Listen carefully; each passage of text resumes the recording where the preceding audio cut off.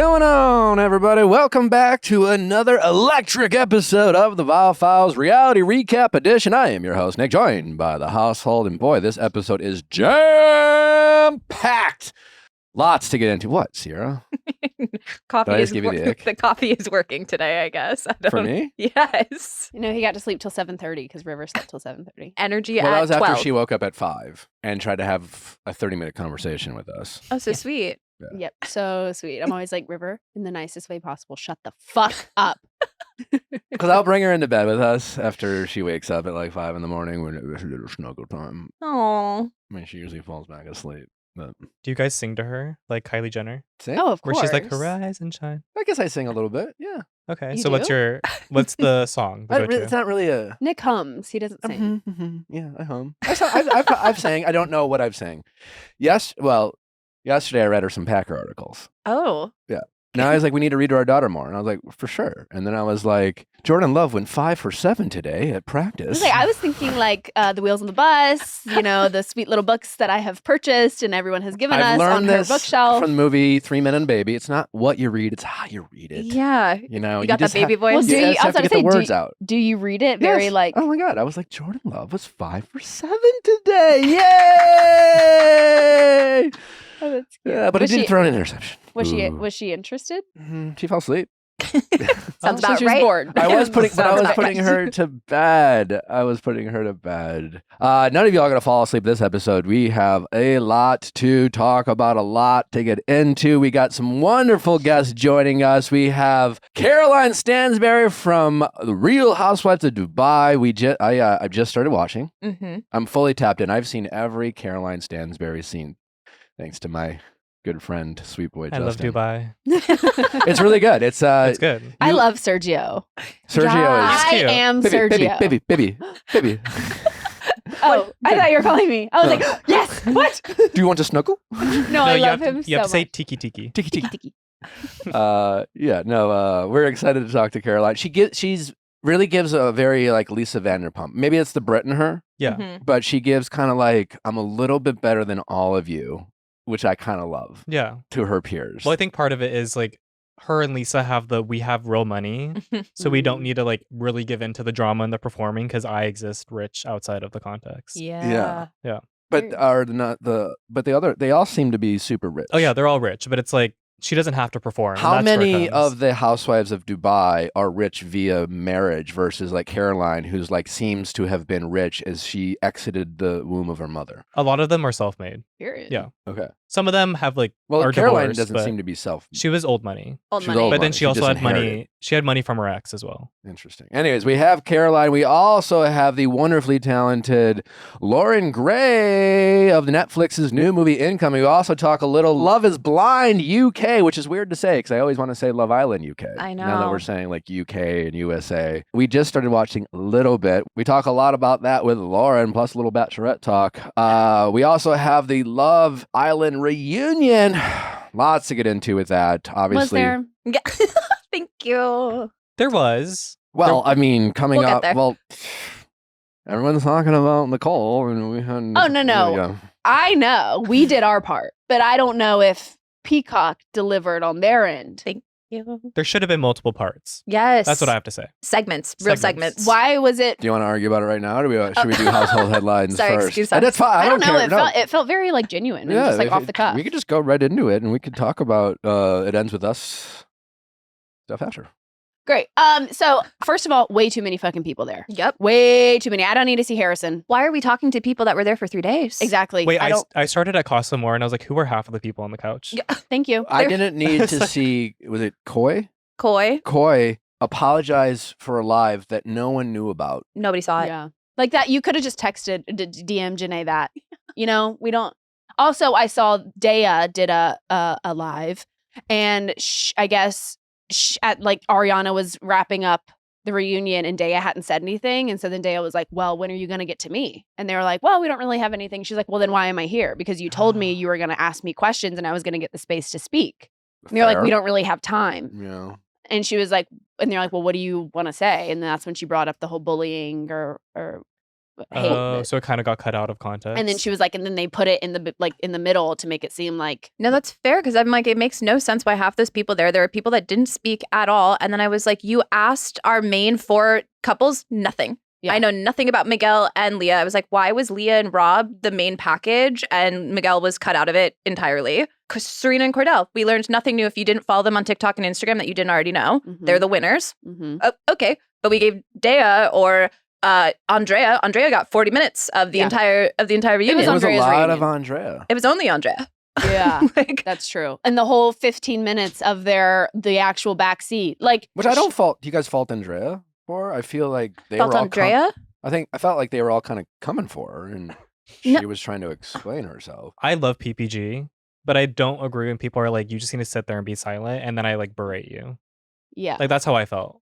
Like yeah. they were Yeah. making fun and poking at Andrea, but they were like, you have to sit there and just be silent. Yeah, I feel like there's a lot of commentary in the zeitgeist of Love Island that about like maybe some mean girl sentiment from some of the cast. I think it's a very interesting dynamic of one I can relate to, in the sense that like these shows there are hierarchies, right? And there's hierarchies, one, it's always very high school. I thought it was very awkward that they put Leah on the spot to talk about how many followers she has in a room full of people who all wish they had the same amount of followers. Like how is Leah going to answer that question in a way that's not going to potentially open her up for criticism? It's like let's talk about how much money we all make, and we all wish we made $1 million, and some of us are making $1 million, but some of us like aren't making any money. But let's just put the person. It's just a tough spot to be in. That being said, too, it's just like the PPG and the final couples, like just like in Bachelor World, like if you make it to hometowns, your lived experience on that show is night and day different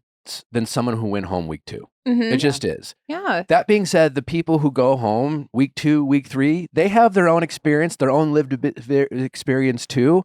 It is sometimes frustrating for people who go all the way, so to speak, to hear some of the commentary from their peers compare their lived experience, right? Mhm. Right or wrong, I know what it's like to feel like you don't know what it's like to be in my shoes. You didn't have the same experience. And then people who are on for like a couple episodes will talk about the show, granted, because they were on it, they were there. They know certainly a lot about what it's like to be on Love Island, way more than us, right? Mhm. So they're speaking from a position of being an expert, which to some degree they are, but compared to like the PPG or the final cast, it's like it is a night and day difference. And so there is always going to be a bit of a hierarchy with people and a frustration from people who go all the way, hearing from people who like honestly are speaking on things that in some cases they honestly don't know what the fuck they're talking about, right? And I think sometimes that can present as a bit, mean girly in a way. Like we were just seeing a bunch of reaction shots from a lot of the cast when other people were talking, which kind of presented as a bit like snarky or whatever. And maybe that's what they were doing, or maybe it was just awkward, or maybe they weren't really, I don't know. Like, I just think sometimes when you go off people's facial reactions to Mhm. judge their opinion on something, it can be a very misleading. They did- That's very, yeah. that is how reality TV is made, Yeah. to like Mhm. to show a facial reaction and put it up with some sort of voiceover or whatever and show. And I'm not saying that's what was done, but even like, there was like even our Nicole interview or Aaron, like I think there are some moments where Nally and I, like you look at us and it almost looks like we might be smiling. It sometimes can be awkward to Mhm. like, and you're in an uncomfortable setting and there's a lot of emotion, and it's like sometimes your facial reactions don't match the feelings that you're having, and there's a lot of that going on. And I think we all need to maybe pause a little bit before we jump on and be like body language experts and start reading people's like social cues and things like that. But I have a little bit of empathy for like the PPG, and like I want to defend them for any kind of criticism about like being mean girls and things like that, because I think it maybe comes from a place of frustration of how their peers handle themselves. Yeah. At the same time, I do think, the Andreas of the world and the Deas, like they do have a lived experience of their own. And I do feel like Andrea was just trying to articulate that. And I wish I would have liked to seen a little bit more like empathy and understanding from the original cast, because it didn't land as well as I think maybe they wanted it to. I agree with that. And I was also like, the thing that I do like, or that I will defend for PPG is that I'm like, they didn't go on podcasts and all of these interviews talking about other cast members. They just talked about their experience, where other people were going on these podcasts and making them the subject of their Good point, experience. Yeah. Yeah, I don't agree with a lot of what Andrea said, but I understand her explanation of being like, I was just trying to respond to all these people coming at me. And I think what's very clear is that coming off of Love Island, which is someone who knows what it's like to come off a reality TV show, is such a different experience. And these people are ill prepared for the onslaught and the intensity of the fans' reactions. And honestly, I don't even think the producers were as prepared, because this show has never been as popular as season 6 was. And the intensity is now matching the intensity of UK. And it's scary and dangerous how intense some of these fans can be. I just also wish that they like organized it a little bit better, segmented out the reunion, because it was kind of strange how they started off with everybody else and then they brought out the 4 winners, but like there was no reason why the 4 winners weren't brought out at the same time, where I'm like, why didn't you give everybody who's on the stage their space to say what they needed to say, and then we can focus on the winners and hear from them as well? But we got none of that. Like, why was Nigel, Cass, Hakeem, why were they all there? If I had to guess, my guess is that they probably had the best of intentions of kind of giving everyone their space or whatever, but they showed up. And the thing about reality TV is what producers are always the best at is just kind of like having a plan, but being willing to adjust on the fly, because they want to keep it as authentic as possible. So they show up. Kaylor's ready to like give Aaron a fucking like talking to. You have the Nicole and Kendall of it all. And it seemed like in the Andrea of it all, and it seemed like that took up a lot of the time.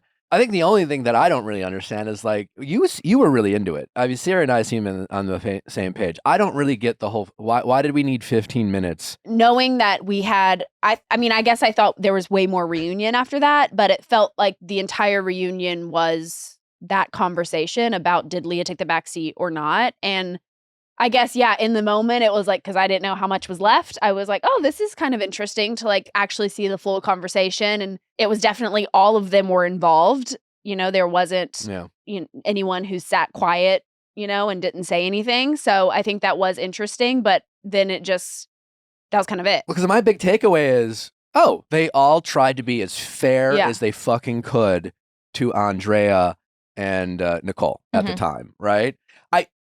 I don't agree with when the PPG was like, because Rob was like, well, listen, we just approached it a different way. And when it all went down way back when, and that was our take, it was like, I remember being like, well, listen, I get why the PPG did it. I don't know if I would have done it that way, but whatever. You know, and I think we were all at the time being like, well, just kind of own that you just wanted to keep your girl, right? And at the reunion, I think Janae was just like, well, that's not even how it was. Because most of that conversation was, do we keep Andrea or do we keep Nicole? Yeah. Because immediately Janae was safe. But that's still, like, just because you made that decision quickly doesn't mean that your top priority was to save your friend, right? That was the decision.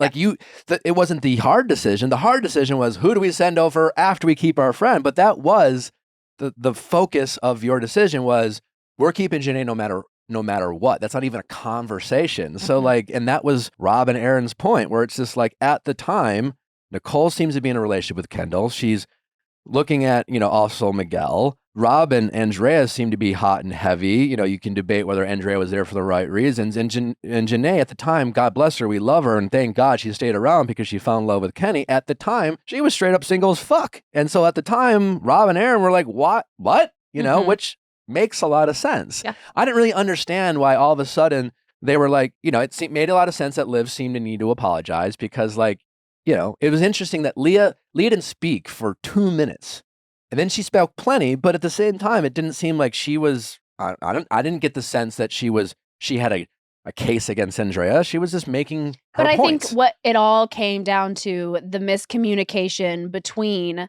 Leah saying, I was trying to take a back seat, and then Rob going to Liv and Kaylor and saying she took a back seat. I think that's what the entire conversation ended up being, was this like semantics of words that kind of got over one word. Trying. Exactly. It was a game of telephone, and I don't think anyone in that, I don't blame Rob any more than I blame, I don't think Rob had ill intentions. As Rob was pointing out at the time this happened, I still had an interest in Leah. You Mhm. know, it was, and he heard something from Leah, and we're talking about one word. I don't know. It seemed like Liv should have apologized, and she did appropriately. I didn't really understand why. Then all of a sudden, all the attention went to Aaron and Rob, and being like, it was actually your guys' fault because they were upset with the PPG's decision at the time, which it seemed valid.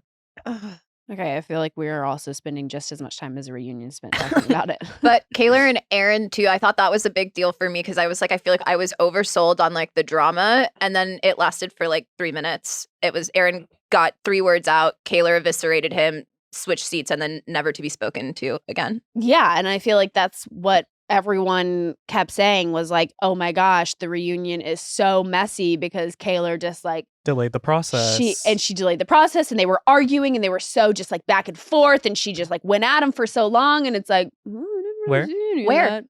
So when? I don't know. To me, it was a little bit of a snooze fest, but you know, I guess what are you gonna do? Most of these people are happy, and I think a lot of them are just mad at fans for bullying them, which they have every right to be, and I feel like that was the focus. Let's talk about the Nicole and Kendall of it all. Obviously, a very sensitive subject. We had Nicole on yesterday in an episode of Going Deeper.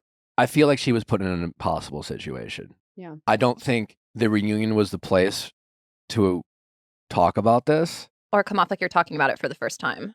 Because that's what it felt like. But like, you know, and also we don't know exactly what was said. Mhm. It takes 5 or 6 hours to film this thing, and then it's all edited down. Context is completely lost. Again, I have no idea in what context this conversation started. It's just one of those things. I mean, when we talked to Nicole, we tried to be as sensitive and as careful as possible to not focus on the leaks. Yeah. Right. But at the same time, try to acknowledge that Nicole is a human being in this situation, and she is in a real relationship outside of the show. From Nicole's world, her whole world knows about it. Everyone's asking about it. Everyone's talking about it with her.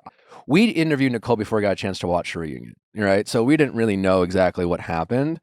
So we just wanted to have Nicole have the floor to just share her truth and share her story. And the takeaway I got was Nicole was very vulnerable and very openly talked about, like, she doesn't feel very confident in her own decisions in relationships. She talked about her past, you know, her decisions in those relationships. She didn't come off saying like, I've learned a lot from my past and now I know how to operate in relationships. She was pretty open about like, I'm trying the best I can. I have some past trauma, the trauma of like trusting people who lied to her, and she was open about that on the show. And then you have this situation that like, she doesn't know how to talk about it or if she should talk about it, but then Kendall's talking about it, and then now everyone else knows about it. You know, the big takeaway for us is that Nicole was just more like, I don't know who I'm dating. I don't really believe the things that are coming out of his mouth. He still seems to be moving in a way that seems shady. He's not acting like someone who wants to like fix this relationship. She is only seemed to be focused on fixing this relationship. She's not posting online. She doesn't look like she's like interacting with fans. She's trying to like, it just seemed like she couldn't win because she can't, you know, no. And to a lot of people, and I understand why, they're just like, you can't bring this up. And people are just like, well, Nicole's trying to victimize herself for Kendall's trauma. And it's just like, well, from Nicole's point of view, she is in a tough situation. She's, you know, in this relationship with someone she cares about. She's not really sure, you know, if she should trust this person. She's kind of confused. I just don't know if there's a situation, or I don't know how she should have handled it without any type of criticism whatsoever. I don't know. I mean, I think the like important part, and I think everyone should go and listen to the episode because she does go in detail about it, is that this wasn't the only time he had lied to her. And so I think it was something they could have worked through, and then he continued to lie about other things, and it just made all of them feel like too much. Yeah. That was my perspective of what Nicole was saying. And again, you should go listen to it and create, you know, make your own opinion. But we all made it very clear that it's not what happened to Kendall is illegal. It's fucked up. It's not right. It's disgusting. It's scary. And it's not about that. It's not about the content. It's not about, you know, what happened. I think from my take of what Nicole was saying is Nicole left that place being in a relationship saying, I love you to this person. Which was very difficult for her. Mm-hmm. Then for there to have their first, adversity, and she goes to him and she's there for him and she's like, whatever you need, I'm here. And he lies about what happened, which I completely understand why he lied, Right. And I do believe that he deserved grace in that period. And I think she was willing to give him that grace until he lied again. Yeah. And I think she was, she literally referenced this podcast where she's like, you went on a podcast. And Mhm. we had no idea like what conversations that were going on between Kendall and Nicole when Kendall came on. Like we were like, would you like Kendall on? We're like, yeah, we'd love that. We didn't even ask like, well, about Nicole and Kendall. And I think Nicole watched that interview and was very frustrated with how Kendall talked about their relationship. And so in Nicole's mind, she's like, you're going out there and you're talking about us in ways that I don't feel are accurate. And like, how does Nicole respond to this? And the whole crux of this whole conversation is about something that no one really wants to talk about. And yet it's something that's front and center with how she feels about the situation and someone she's trying to build a relationship with. It's a fucked up situation. It's a no-win situation. I think people need to be very careful about going after Nicole and accusing her of taking advantage of a very unfortunate situation. The person we talked to seemed like someone who was really struggling with how to figure out how to move forward with someone she does care about, wanted to make this relationship work. They broke up last night. I can't help but wonder if it seemed like, honestly, Nicole stuck by Kendall's side. And again, you can criticize how she did that, but she did. Whether right or wrong, I understand where she was talking about, one, has a history of like staying in toxic relationships much longer than she knows how. Two, just the whole dynamic, about the popularity, the it group. Kendall is part of the it group more so than Nicole is. These are very intimate relationships. This is a very crazy experience they all lived through. There's a lot of fear of feeling like an outsider, right or wrong, and she has to weigh that dynamic. And so I don't think she really knew what to do. But as soon as Nicole caught heat from America, Kendall just broke up with her. I mean, we don't know the conversation and what he said and his reasons behind it. But, she definitely did seem like she wanted to work through it. And I think we asked her a lot of those questions. Going back to the Kaylor and Aaron of it all, I think Kaylor had every right to come at him. I think him finally admitting to putting his hand down Daniela's pants and all of that at the reunion for her to hear for the first time, finally, I felt was a little ridiculous. I think Aaron makes very poor decisions. I think he's a very good guy and I think he has a good heart. And obviously we interviewed him and when we interviewed Kaylor, we had a very strong opinion on Aaron and we were very much like, I think you should break up. I think he's not a very good guy. Or just not her guy, It's like, yeah. And then I think where we came from with our interview with him was we saw a very broken man. Yeah. And I think he just makes very poor decisions, but he is a good guy. But I can't, someone said something yesterday. I wish I could remember because now I'm just speaking kind of vaguely. Aaron's explanation to Kaylor, I don't agree with. It's very immature, but it's also incredibly relatable. And most people, honestly, I think operate more like Aaron than they do Kaylor.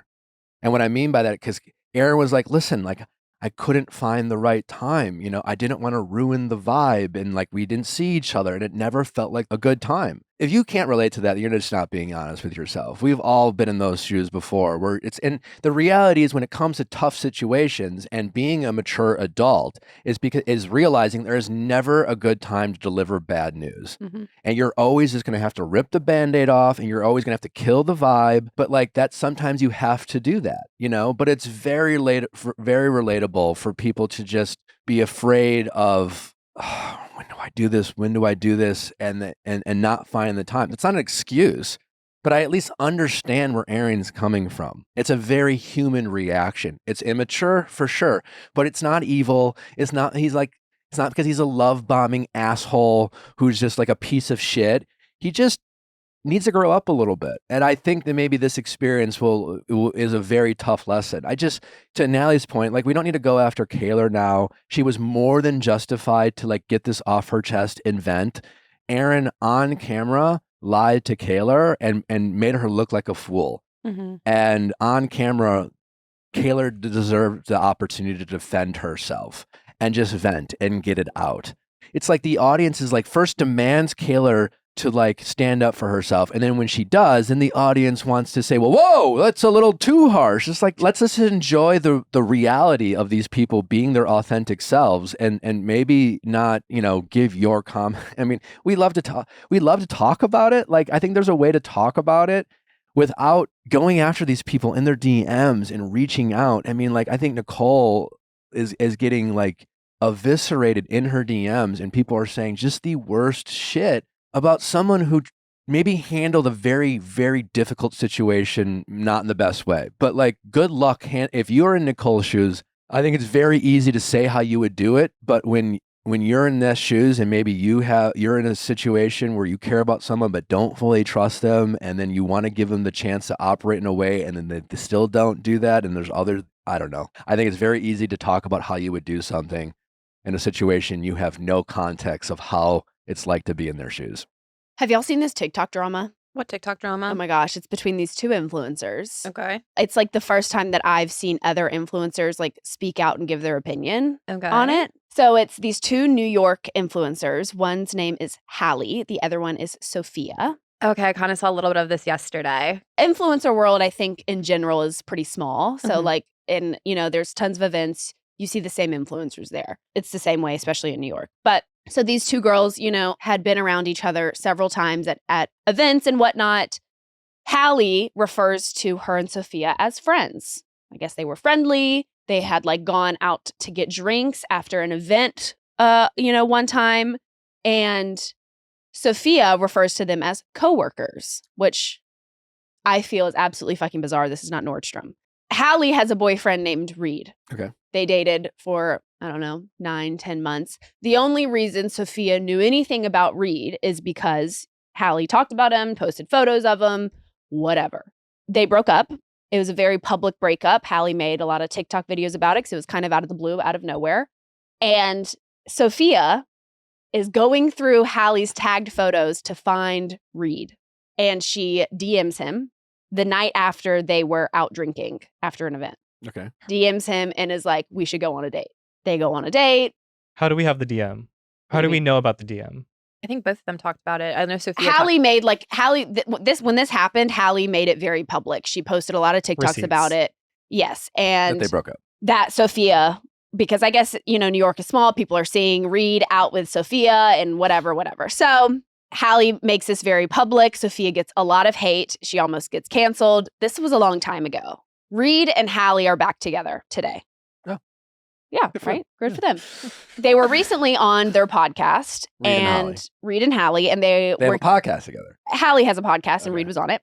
They were catching some heat because it seemed Hallie asked a question, and Reed seemed very checked out, seemed like he wasn't really interested, and they were like, oh my God, babe, like he does not like you. You need to run. So she was kind of catching some heat, and Sophia saw this as an opportunity She reached back out.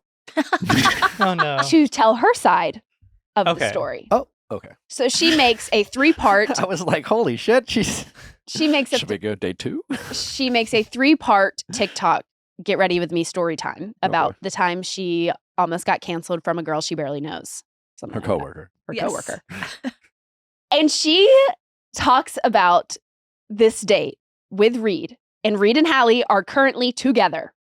And she sits there and she's saying, he took me to this beautiful, magical place. And when I got up to use the restroom, he grabbed me by my waist and he kissed me, and it was magical and it was beautiful and it was. No, Sophia. And she goes into all of this detail Romanticizing. about how, oh my God, yes. And Reed is currently dating Hallie. And this is all based off of some fans listening or watching their podcast and not appreciating Reed's body language because he was kind of checked out during a podcast.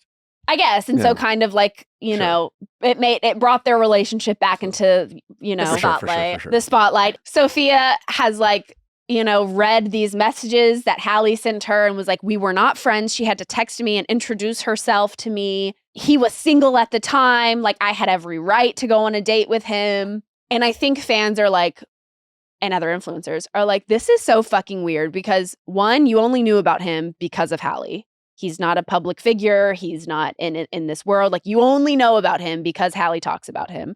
Y'all are not coworkers. Like, this is, again, not Nordstrom Rack. Like, you're in the same space. It's very small. And then to like sit there and be like, oh my God, it was just like the best date ever. And he like brought me coffee the next morning and he brushed my hair and He brushed her hair? He's No, also I don't know. supposedly It's like not like a talkative person or something. And she was like, oh, he talked the night away. And people are commenting like, this is not the same person. Yeah, exactly. And so I think it just is, a crazy question of like, do you talk about someone's boyfriend like that? No. I don't think you date them. I think in general, we have gotten way, way, way too comfortable of just airing any laundry whatsoever online just because it's your lived experience. Yeah. And yeah, it's just like we don't need you don't need to talk about every interaction you had with any other human, especially if they're also a public figure. And let's be honest, when you do that, you are clout chasing. You are, it's also the weird, like, the casualty of like doing your makeup while trying to expose someone, like where you're just like, this, you know what I casually want to do today? Ruin someone's relationship. And then she, at the end of the video, she goes, now go to part 2 if you want to hear the rest of the story and see the glam. It's like, whoa. yeah, it's just, I don't know. And also, like, I feel like, elephant in the room, like, if a guy ever talked about a girl this way, I think he would get crushed. Be like, oh my God, don't kiss and tell and blah, blah, blah, blah, blah. I just cannot imagine like one of your exes publicly being like, oh my God. And then when Nick just swept me off my feet and like, what? And she wasn't even an ex, But technically, right? They went on a couple dates. It would be just, I think, is uncalled for if, let's say, she gave him a bad review. It's like, oh, he only talked about himself. He didn't open the door. I don't know, whatever it is. Like, let's say it was just a bad date, but ultimately he didn't, like, do anything wrong. It was just like she didn't vibe with him, or let's say he just wasn't interested. You go on a date with someone and you're not interested in that person. What do you think that person's experience is going to be? They're going to be like, that person sucked, because like it's like they didn't ask me any questions. Well, because they showed up and immediately decided they didn't want a second date with you. Yeah, if she would have also if she would have gone on there and been like, oh my God, it's just like talking about her boyfriend in any way is bonkers. Short of him doing something insanely inappropriate to her and making and doing something wrong and putting her and victimizing Sophia, where she felt like, hey, I need to speak my truth because this guy did something wrong, and I mean like wrong, not like you didn't like the restaurant he picked out for you or whatever. Yeah, it's just, we just got way too comfortable of just like thinking that like our lived experiences is, that involved anyone else are fair game to just put out in public. I think it's just like the only word I can use to describe this Sophia girl, and I don't know either of them. I've never met either of them. This is the first I've heard of these two people in this love triangle, and I think Sophia is so weird for doing this. Yeah. It is giving like the most pick me. It's like delusional. It's just so weird. It's like she saw this opening of like, oh, Hallie's getting a little bit of hate. This is my time to shine. But you know what it is all, it's the influencer world. And it's just like you look at your engagement and anytime it's a slow fucking week, you panic and you what can I talk about? How your bread is buttered and it's like it's your job and yeah, it's a rabbit hole. That's when people are like, so 4 years ago, I'm not going to name names so you can guess, but I'll give you hints. I ran into an influencer at a restaurant. She has blonde hair. And first name starts with a B, last name ends with an S. And she told me that my outfit was ugly. Yeah, so figure out who that is, and then let's cancel her. Like that's what we're doing right now. Are these makeup influencers? No, they're just like fashion every day. Because like makeup influencer, like the world on YouTube got canceled like 5 years ago because the whole point was makeup and like cancellations, like drama. Mm-hmm. And then people were like, this is getting too much, it's too toxic. So on YouTube, now the makeup drama doesn't really exist, but it's moved to TikTok. Yeah. I feel like TikTok has just become this new place where everyone just has online feuds and spats. Anyways, it ends with us drama. I feel like we've got to move past it now. Brandon has spoken his piece. And for those of you who don't know, Brandon is Atlas. He plays Atlas. Yes, he's in the movie. He's in the movies. He is Blake and Justin's co-star. Mm-hmm. Correct. And he released a lengthy statement to Instagram saying, vilifying the women who put so much of their heart and soul into making this film because they believe so strongly in its message seems counterproductive and detracts from what this film is about. It is, in fact, the opposite of the point. Yeah, that's incredibly true. I think women love to hate other women, and they are dragging Blake Lively in any sort of way when I think it has absolutely nothing to do with how they are selling this movie, marketing this movie. I think it has something to do, but I think to your point, most the people... feud between Justin and the cast. Feud. Oh, yes. But the audience is just locking on to the mistake that Blake made, which is like, again, poorly, being out of touch, misguided, took the wrong advice. Who fucking knows where this is coming from? And then you have Justin saying all the right things.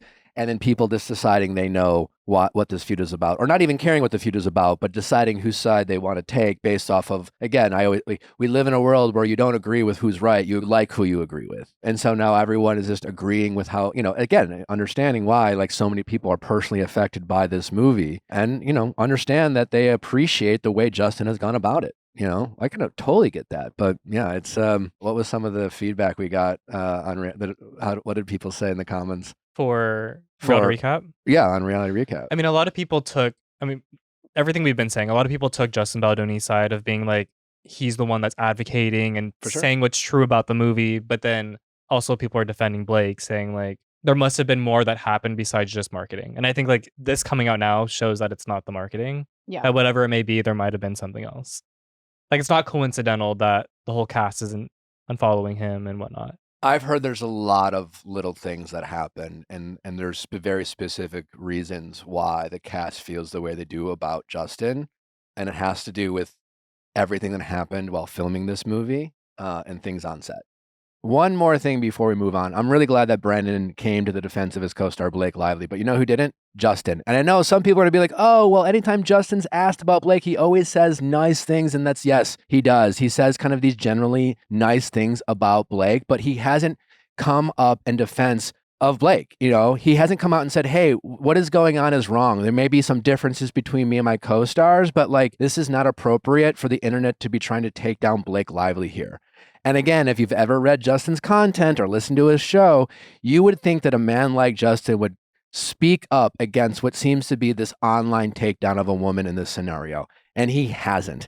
And I just think that says something. And I know a lot of people disagree with me. And I know Justin says the right things. And I appreciate for all the people who are touched by this movie, and it's a very sensitive topic, that they really appreciate Justin saying the right things. But that, again, doesn't mean that in practice that he actually lives out these types of things that he talks about. Again, if you've ever seen his engagement video, it is a 26-minute video of a man proposing to his wife and it making it all about him. Like, it's one of those things where you can't accuse Justin of not putting in a lot of effort in this video. It's like he wants to look one way and comes off a different way.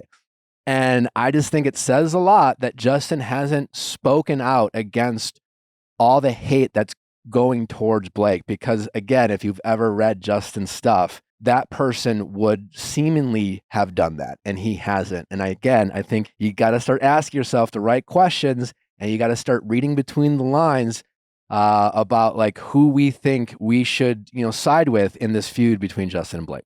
Do y'all want to hear something that is crazier than It Ends With Us drama? Would love to. Okay. This man at Disney sues Disney because his wife dies after a severe allergic reaction in a Disney restaurant. So he sues them. On Disney grounds. Grounds. It's a restaurant not owned by Disney, but on Disney property. So if you go to like Disney World and walk around the pier, there's a bunch of like breweries and things like that, or downtown Disney. However, it is on Disney property. The husband and the wife told their server that the wife has a severe allergic reaction to dairy and nuts.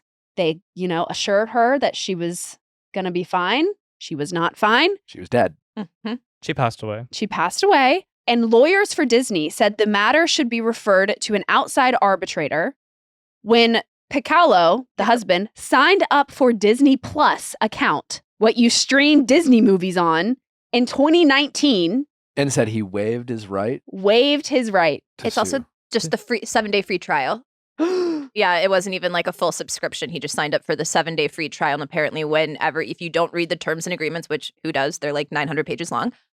It says in there that you waive your right to directly sue Disney. So if you have ever watched Disney Plus or signed up for, if you've ever signed up for Disney Plus and you go to any Disney property, they can do whatever the fuck they want to you, they say. That is scary. One of their employees could walk up to you, take a baseball bat to your face, and just because you watched The Mandalorian, you have somehow forfeited your right to repercussions. Repercussions, yeah, that's fucking crazy. Well, why? He was only suing for $50,000, right? So it wasn't even, that's a penny. Yeah, for Disney. Literally, the bad PR alone is going to cost them more than $50,000. This is giving Succession to the theme parks. It's also giving now you're telling the world that whatever happens at Disney, you signing up for Disney Plus, you can't protect yourself ever if anything happens at Disney. Disney is weird when it comes to deaths too, because there's this known thing that if someone passes away on Disney property, they don't pronounce the death till they're off the property. That doesn't mean they didn't die. But to them, they can claim nobody ever dies here. This is the happiest place on earth. Are they carrying the bodies out of the Again, it's giving Succession. amusement park? That's alleged, yeah. Oh. That's so And I love icky. Disney. Do better. Yeah. Come on. Someone died. And again, it's $50,000. So I love Disney, I'm not going to lie, but I'm at the same time, I'm that makes zero sense. The amount of money you make in a day just from one park alone, let alone. It costs $50,000 to go to fucking Disney World. It truly does. To eat. Let's give them their money back. Yeah. From merch alone, it's probably $50,000 in a day. Someone said Walt Disney is rolling in his grave. Yeah. Didn't he probably create all of these? No. Not the park. You no. think Walt made it the happiest place and then everyone else corrupted it? Yeah. For sure. Yeah, Look at how much probably. I think a lot of corporate people came in and said, how do we make more and more and more? All they more care and more about is money? making money. Yeah. If you look at the CEO's salary, it's competition. It's a joke. And he was the one that was telling people he went on a private billionaires retreat or whatever while people were suffering, and he was during the writer's strike and was I don't really know that we need to give them any more money while he's on a private jet. Yes, of Yeah. course. On a private island for billionaires. Yes, of course. But relatable. Very relatable. You know what's not relatable? Bethenny Frankel. Did you see this? I did. I actually appreciate this about Bethenny. Okay. Say more. Please do. For those of you who don't know, Bethenny gave a review about some sort of chicken salad at some sort of small shop or The round, restaurant. round swamp chicken salad. Yeah. Hampton staple. And it seemed like people, hey, Bethenny Frankel likes it. So people started asking for this chicken salad. So Bethenny, feeling very good about the good deed that she did, decided to show up to this restaurant and film the whole thing being I'm about to walk in. I'm really expecting a lot of fanfare. I'm expecting praise. I'm expecting everyone to thank me and let me know that I basically changed their lives because I posted a video talking about their chicken salad. And people did not react. She walked in and they're like, welcome to Round's Chicken. They did not meet her expectations. They were nice to her. They just didn't recognize her. So she was mad at the fact that they weren't oh my God, you're Bethenny. So it was very clear that, and to no surprise, Bethenny outed herself as someone who doesn't do good deeds to do good deeds. She does good deeds for the credit, right? Mm-hmm. Which honestly, I kind of appreciate. I really do, because I'm very skeptical of, unfortunately, good things are weaponized all the time. I think that a lot of foundations are hotbeds for fraud and scandals and people to represent themselves. That's why I'm, this whole Blake versus Justin thing, I'm very skeptical of the person who constantly is always on message and says the right things. And it's just do I think Blake's wrong for being rude sometimes? But at least rude people in public, who they are. They are unapologetically themselves. And again, you can call them a jerk, but at least they're not misrepresenting themselves. And at least Bethenny, where Bethenny stands. You know what I'm saying? She's not even pretending to do good things for anyone else but herself. And yes, self-centered, narcissistic, of course. But I know where Bethenny Frankel stands. And that makes me feel safe around Bethenny Frankel. I find it hilarious that she went from being mad that Chanel won't let her in for a line of people waiting versus now the chicken salad. For not her range and being irritated is there's no fascinating. bounds. Yeah, it's such. I mean, she's so incredibly out of touch. At least she owns it. She's entertaining, but somebody who doesn't want recognition apparently, or wants to enforce her boundaries. Chappell Roan responds to fans crossing boundaries, receiving praise and backlash. She posted her thoughts on TikTok. If you saw a random woman on the street, would you yell at her from the car window? Would you harass her in public? Would you go up to a random lady and say, "Can I get a photo with you?" And she's like, "No, what the fuck?" and then you get mad at the random lady. So she's saying that like obviously she came into fame very, very, very quickly. Had like the largest crowd of Lollapalooza ever. Mhm. Out of nowhere too. Out of nowhere. Yeah, like a couple hits came out and I think she's overwhelmed. Well, And so she blew up a year after her album release. Yeah. So she's been around for like 7 years and like nobody really knew her. Like she's been smaller. I did know her. Anyways, that aside, she blew up and now like people are mad that she's not taking pictures with everybody. Her family like went private on Instagram because they're going through her family members and like getting mad at them for not connecting the two. Yeah. And like now people are getting mad that she's like, can you just give me space? which I'm like, I feel like it's something that needed to be said because I'm like, it makes sense in the past when you didn't have access to celebrities the way that you do now. You have Instagram, TikTok, lives, like you can literally know what they had to eat that day. So I'm like, the need to harass somebody in public, just trying to live their lives, not being on stage, not being on the clock. It's like, as a human being that has a talent, are they not allowed to like have space for themselves and not be constantly needing to take pictures or appease random people? Because you wouldn't do that to a random person on the street. You really wouldn't. You wouldn't follow them around a store if they said no for a photo. Mm-hmm. And you wouldn't be weird if somebody was like, no, I don't want to take a photo with you because I don't know you. You also wouldn't, if they do say no, you wouldn't then go on social media and being like, oh my God, this random woman, I asked for a photo and she said no. Like, she's such a fucking bitch. Let's cancel her. Yeah, because that's what happened with, what's her name? Renee Rapp. Remember when she didn't take a photo and then it was like somebody goes online, makes a whole video about what a bitch she is. And it's like, she's at Coachella at a VIP area hanging out. She could be doing just whatever, recreationally having fun. I don't want to stop having fun with my friends to all of a sudden be like, oh, must do my work. She's kind of similar to Leah, where she went from literally like 20, 40,000 followers to like millions top of the billboards. Yeah. That's crazy. Out of nowhere. Like in people seconds. just don't know how to act around celebrities. Yeah. I mean, I see the perspective of the fans to a certain degree. I mean, right after the Olympics, LeBron James was videotaped, kind of aggressively turning down a kid asking for an autograph. And I watched that and I was like, come on, LeBron. Like, I look at LeBron, who's like been in the limelight for his whole life. And it's like, you couldn't help this kid out. I see both sides. And Chappell Roan, it's just like fish out of water, doesn't know. Her entire fan base is a pretty young fan base. It's a pretty aggressive fan base. Yeah, I think people are entitled to like, and also Chappell, she's an artist, It's just like, I really believe that Chappell isn't like, a lot of us influencers, the people we talked about, I don't think they give a fuck. Like these people willing to talk about anyone and anybody just for a couple likes and a couple clicks, they want to be famous. They want the attention. They don't give a fuck how. Yeah. And then you have people like Chappell who are like our artists, who have been making music for years, regardless of their fame, enjoying doing it. And sure, do they want to have a hit? Do they want to get out there? Do they want to make a little bit more money? Sure.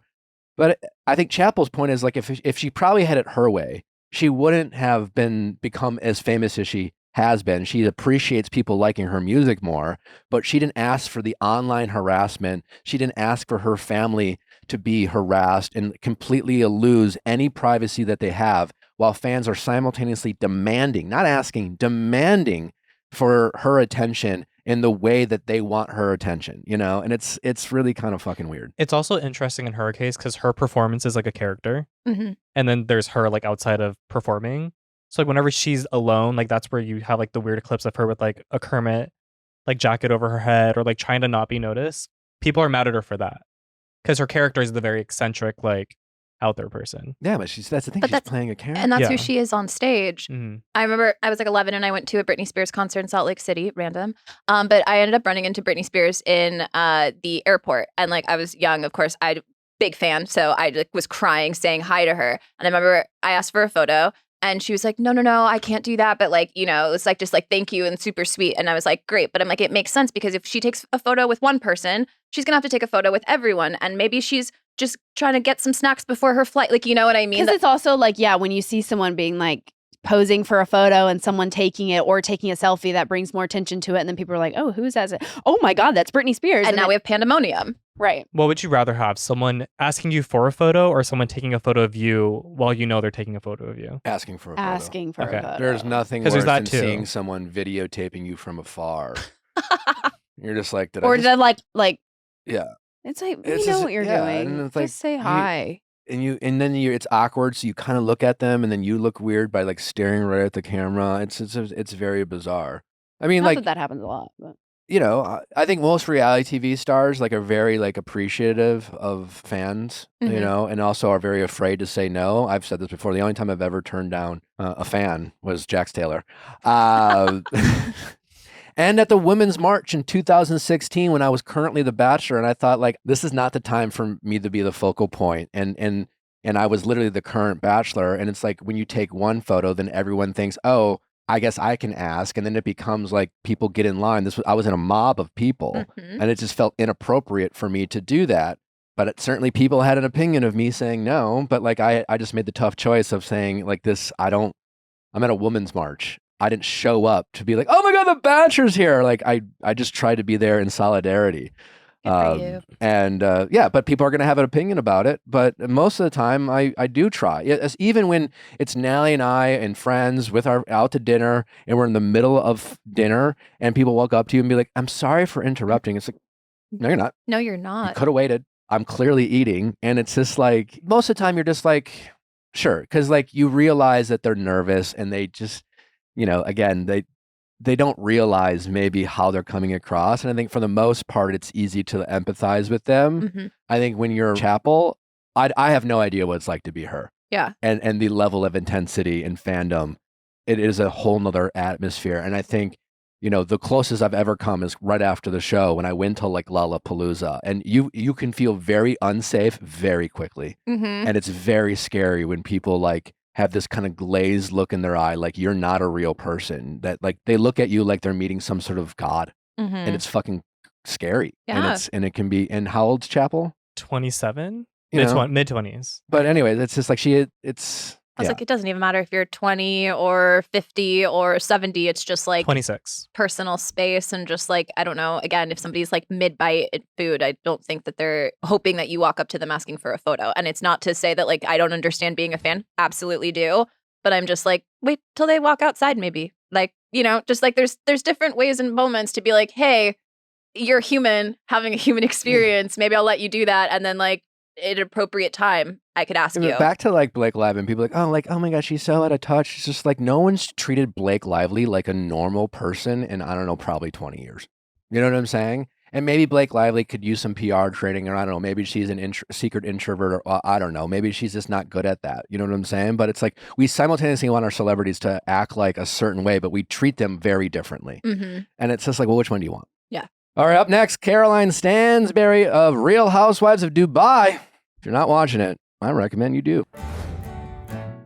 All right, it's time to talk about Quince, our favorite place to get the most unique clothing items on the internet or wherever you want to get your stuff. We are replacing some of our worn-out pieces with affordable, high-quality essentials from Quince. Quince has all the seasonal must-haves like cashmere sweaters from $50, 100% European linen shirts, and versatile activewear. I will say it is so rare to find a cashmere sweater for $50. Like that is such a steal, and it's all because of Quince. The best part, all of Quince's items are priced 50 to 80% less than similar brands, and by partnering with top factories, Quince cuts out the cost of the middleman and passes the savings on to us.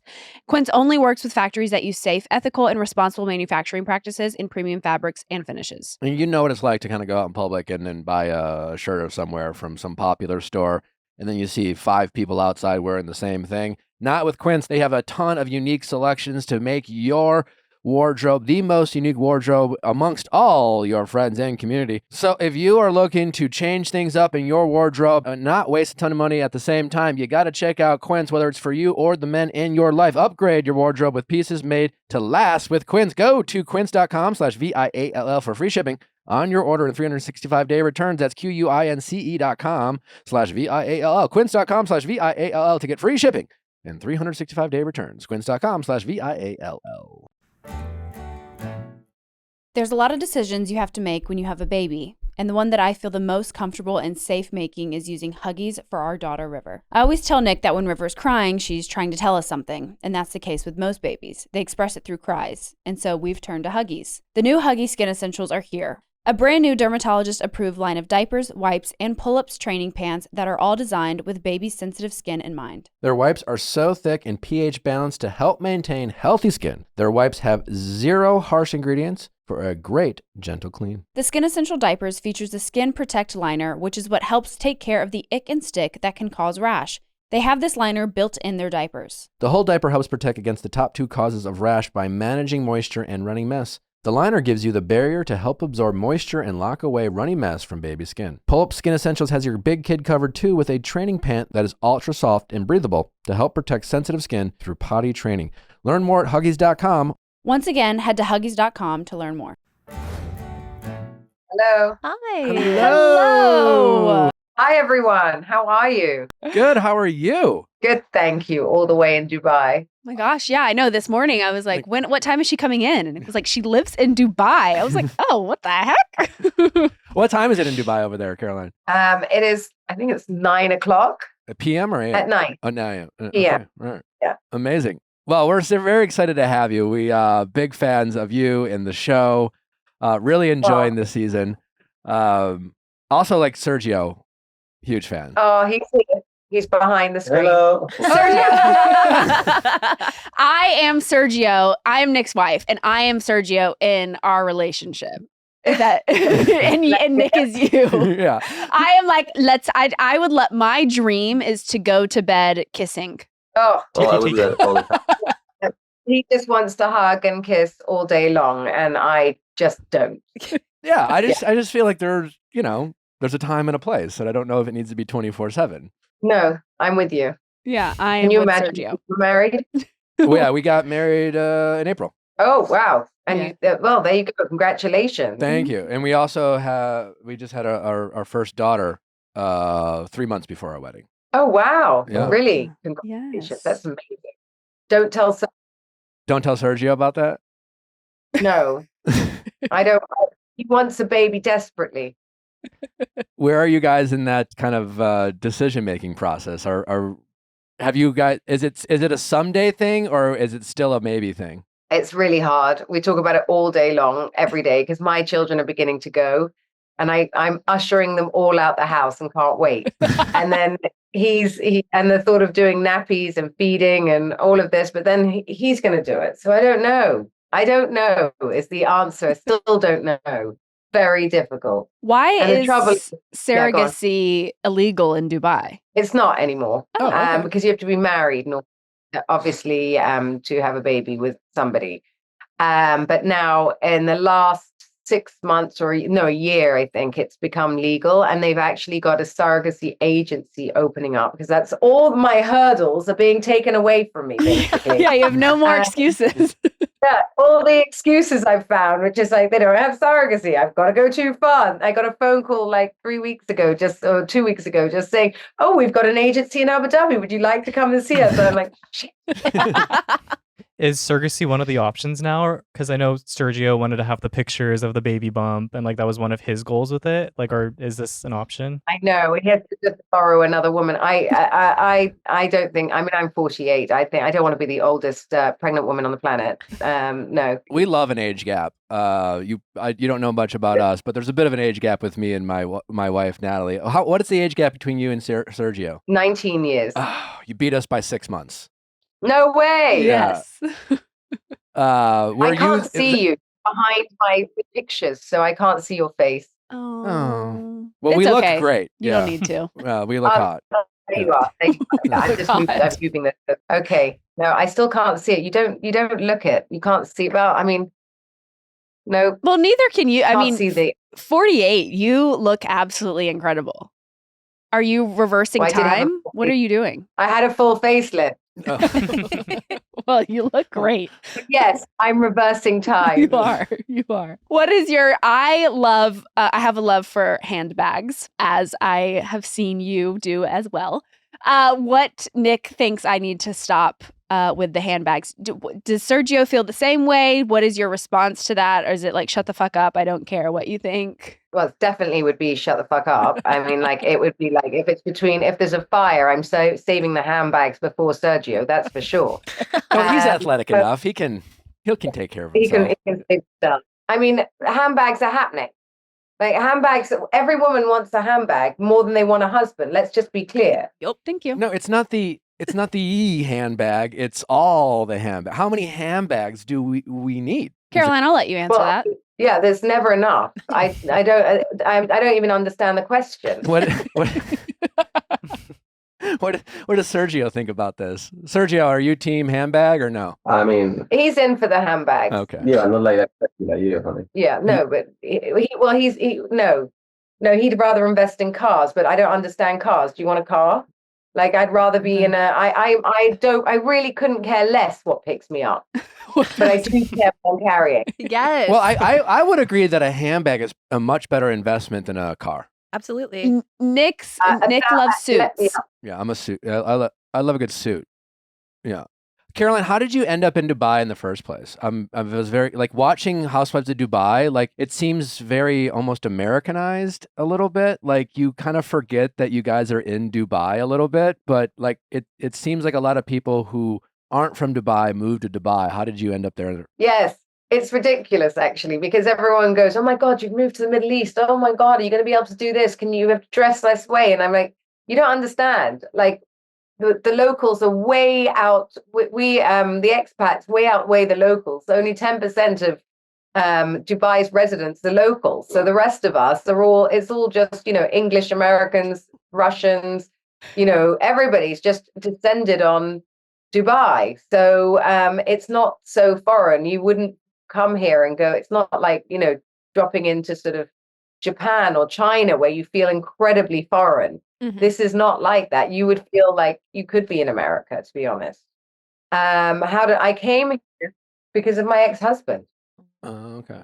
During the what was it, one of the recent episodes, everyone got in a fight over the whole like leaked voice message, and there was the whole drama at your housewarming party, and you were very like, "Hey, everyone, shut up! I don't want the police to show up." And it seems like Dubai has some unique rules. At the same time, you're living a very kind of normal life, what from an American or a Brit standpoint. But what are some of the more unique rules in Dubai that us, maybe Americans or other Brits, would find to be weird or different, or they would have to get used to? Well, let me tell you this. I mean, I love our rules. We live in a place where I don't even have to lock my front door.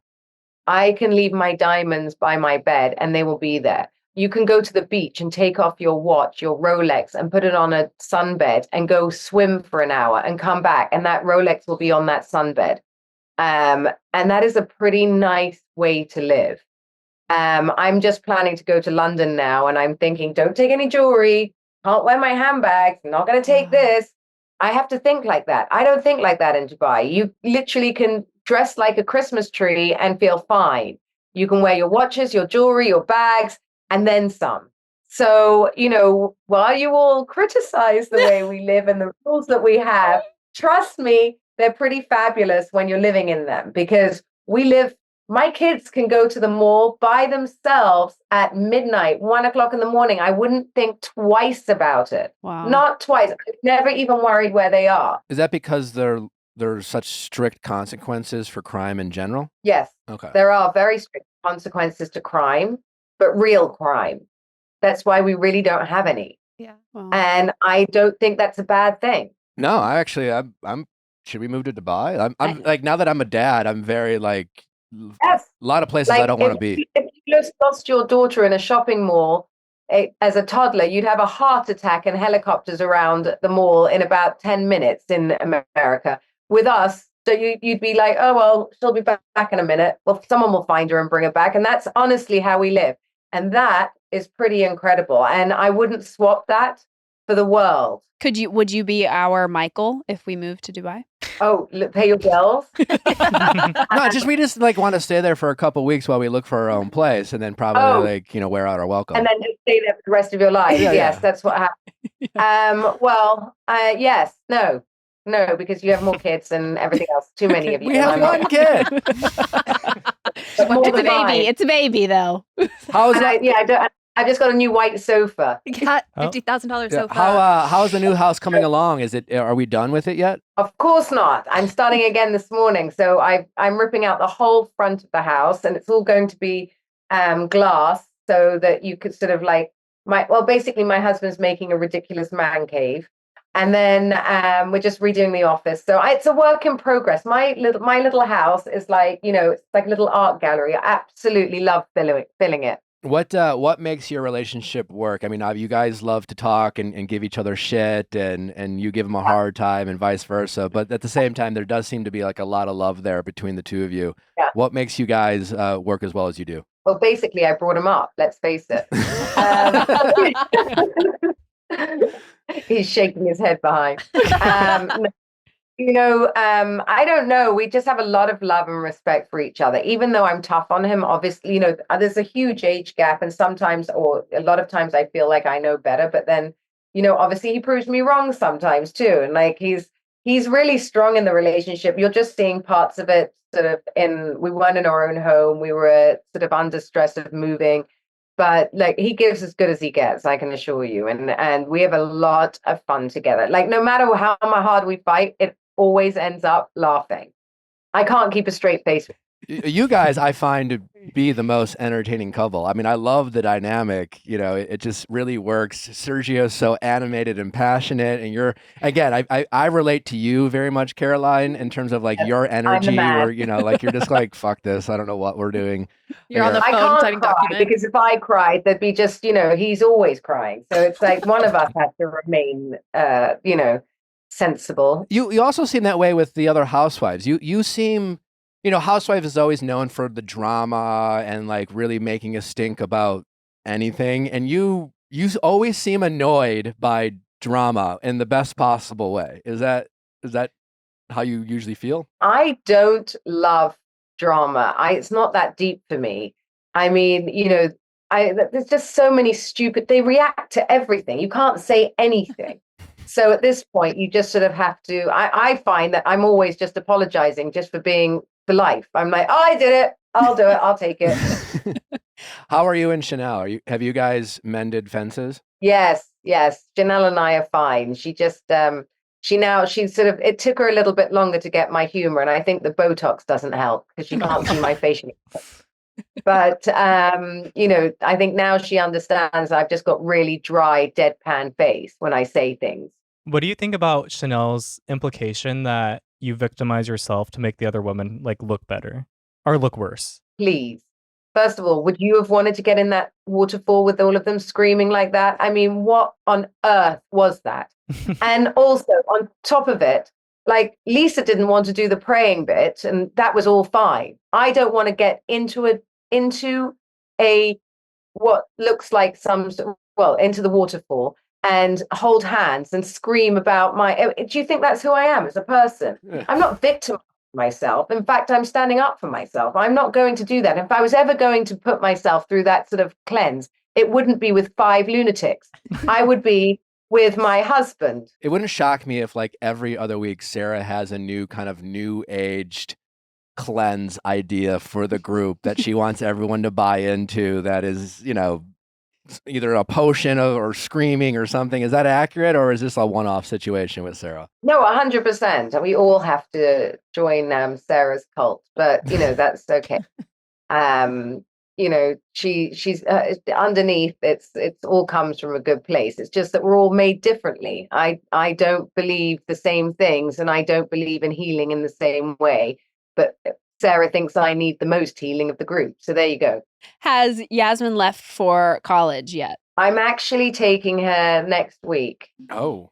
Where is she going? UCLA? No, London. She's going to London. She got into, I'm not going to say where she got into actually. Yeah. But she got 5 conditional offers. And so she was very, very happy. And she got into her top one that she wanted to get to. So we're all very Congratulations. That must make you very proud. Well, she's smart and sassy. That's for sure. Yeah, she definitely got maybe a little bit of that from you. Yeah, you think? I felt like it was a very raw and vulnerable moment of y'all's conversation over dinner where she kind of broke down about the relationship with Sergio. Where do they stand now? They have their moments. They're on and off. They're in a good place.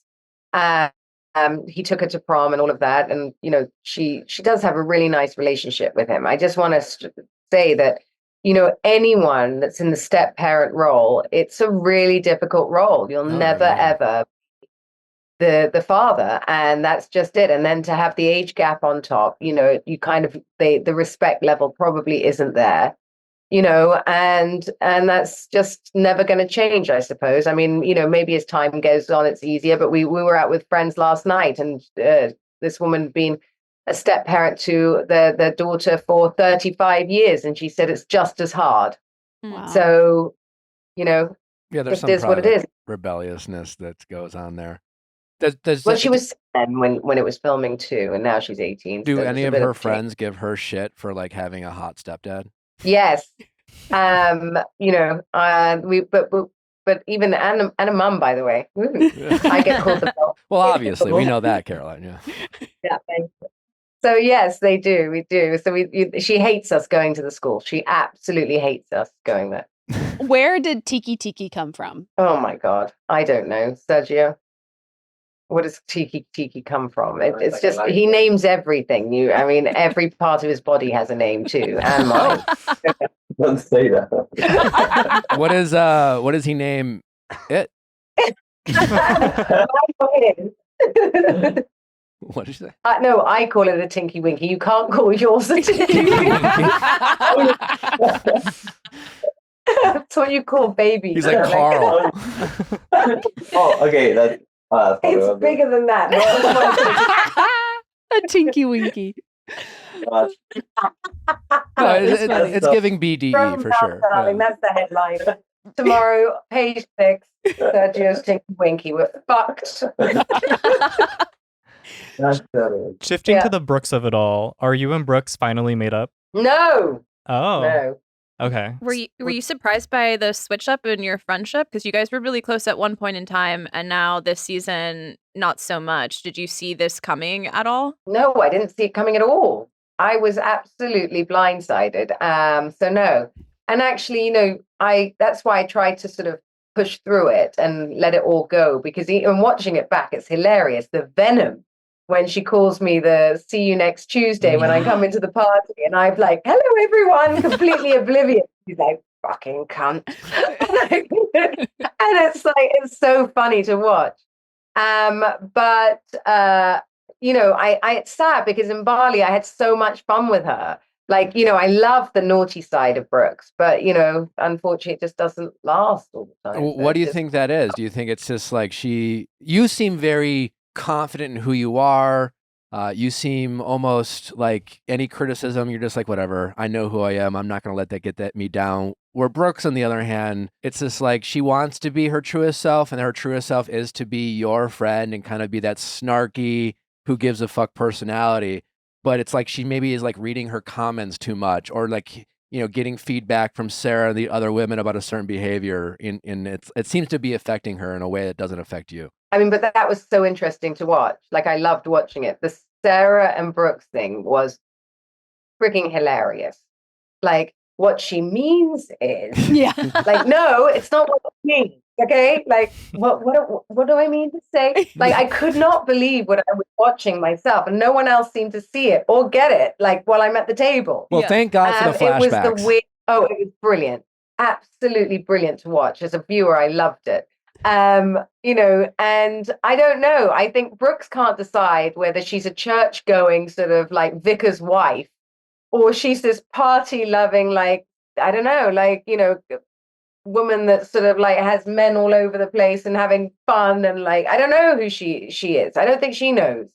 She hasn't decided. It's still out to the jury right now. Is there something else that happens between you and Brooks later in the season, or is this like a reunion drama that might have started? No, reunion, I feel like I got away quite unscathed. I was so excited to go to reunion, to be honest, this year, because I feel so, as you said, very relaxed about who I am. So not a lot really.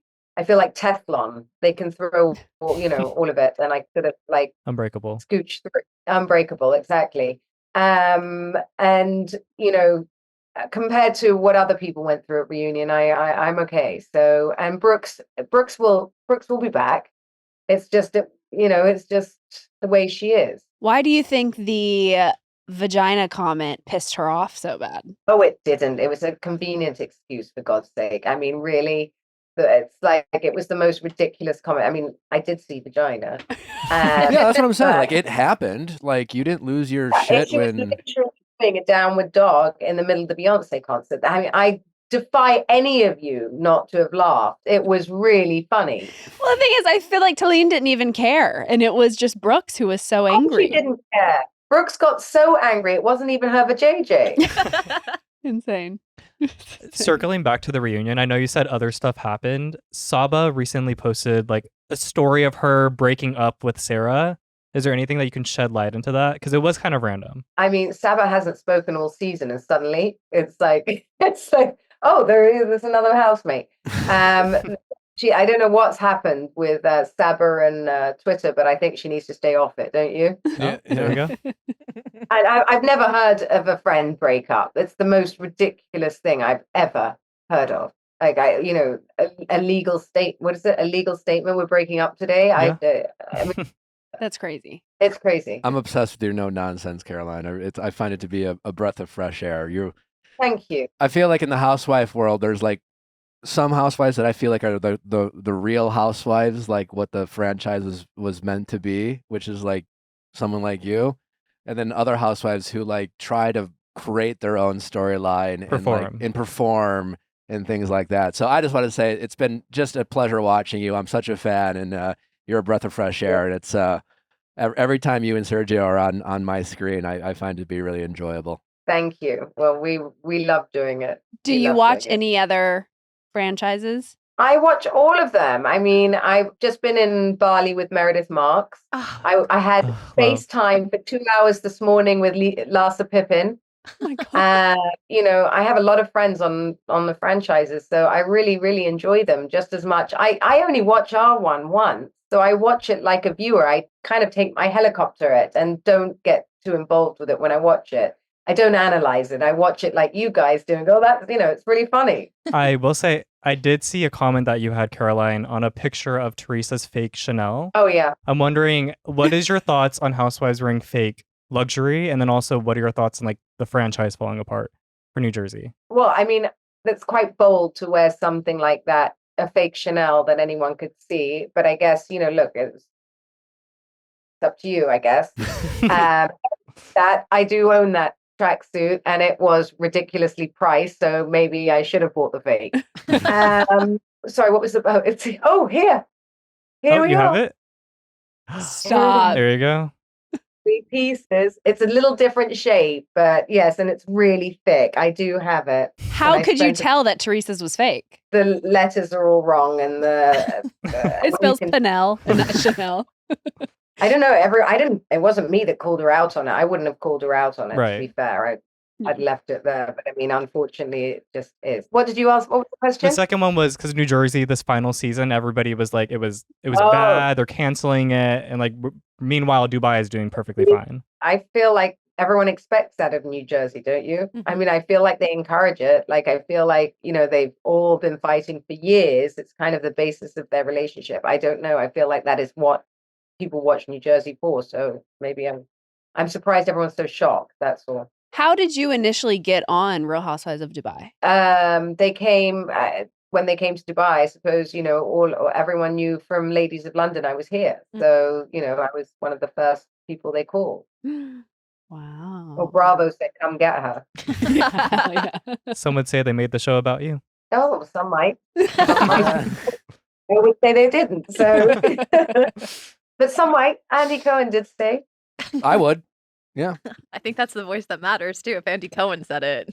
Caroline, it's been so fun talking with you. We really appreciate you taking the time at the odd hours of the night over in Dubai.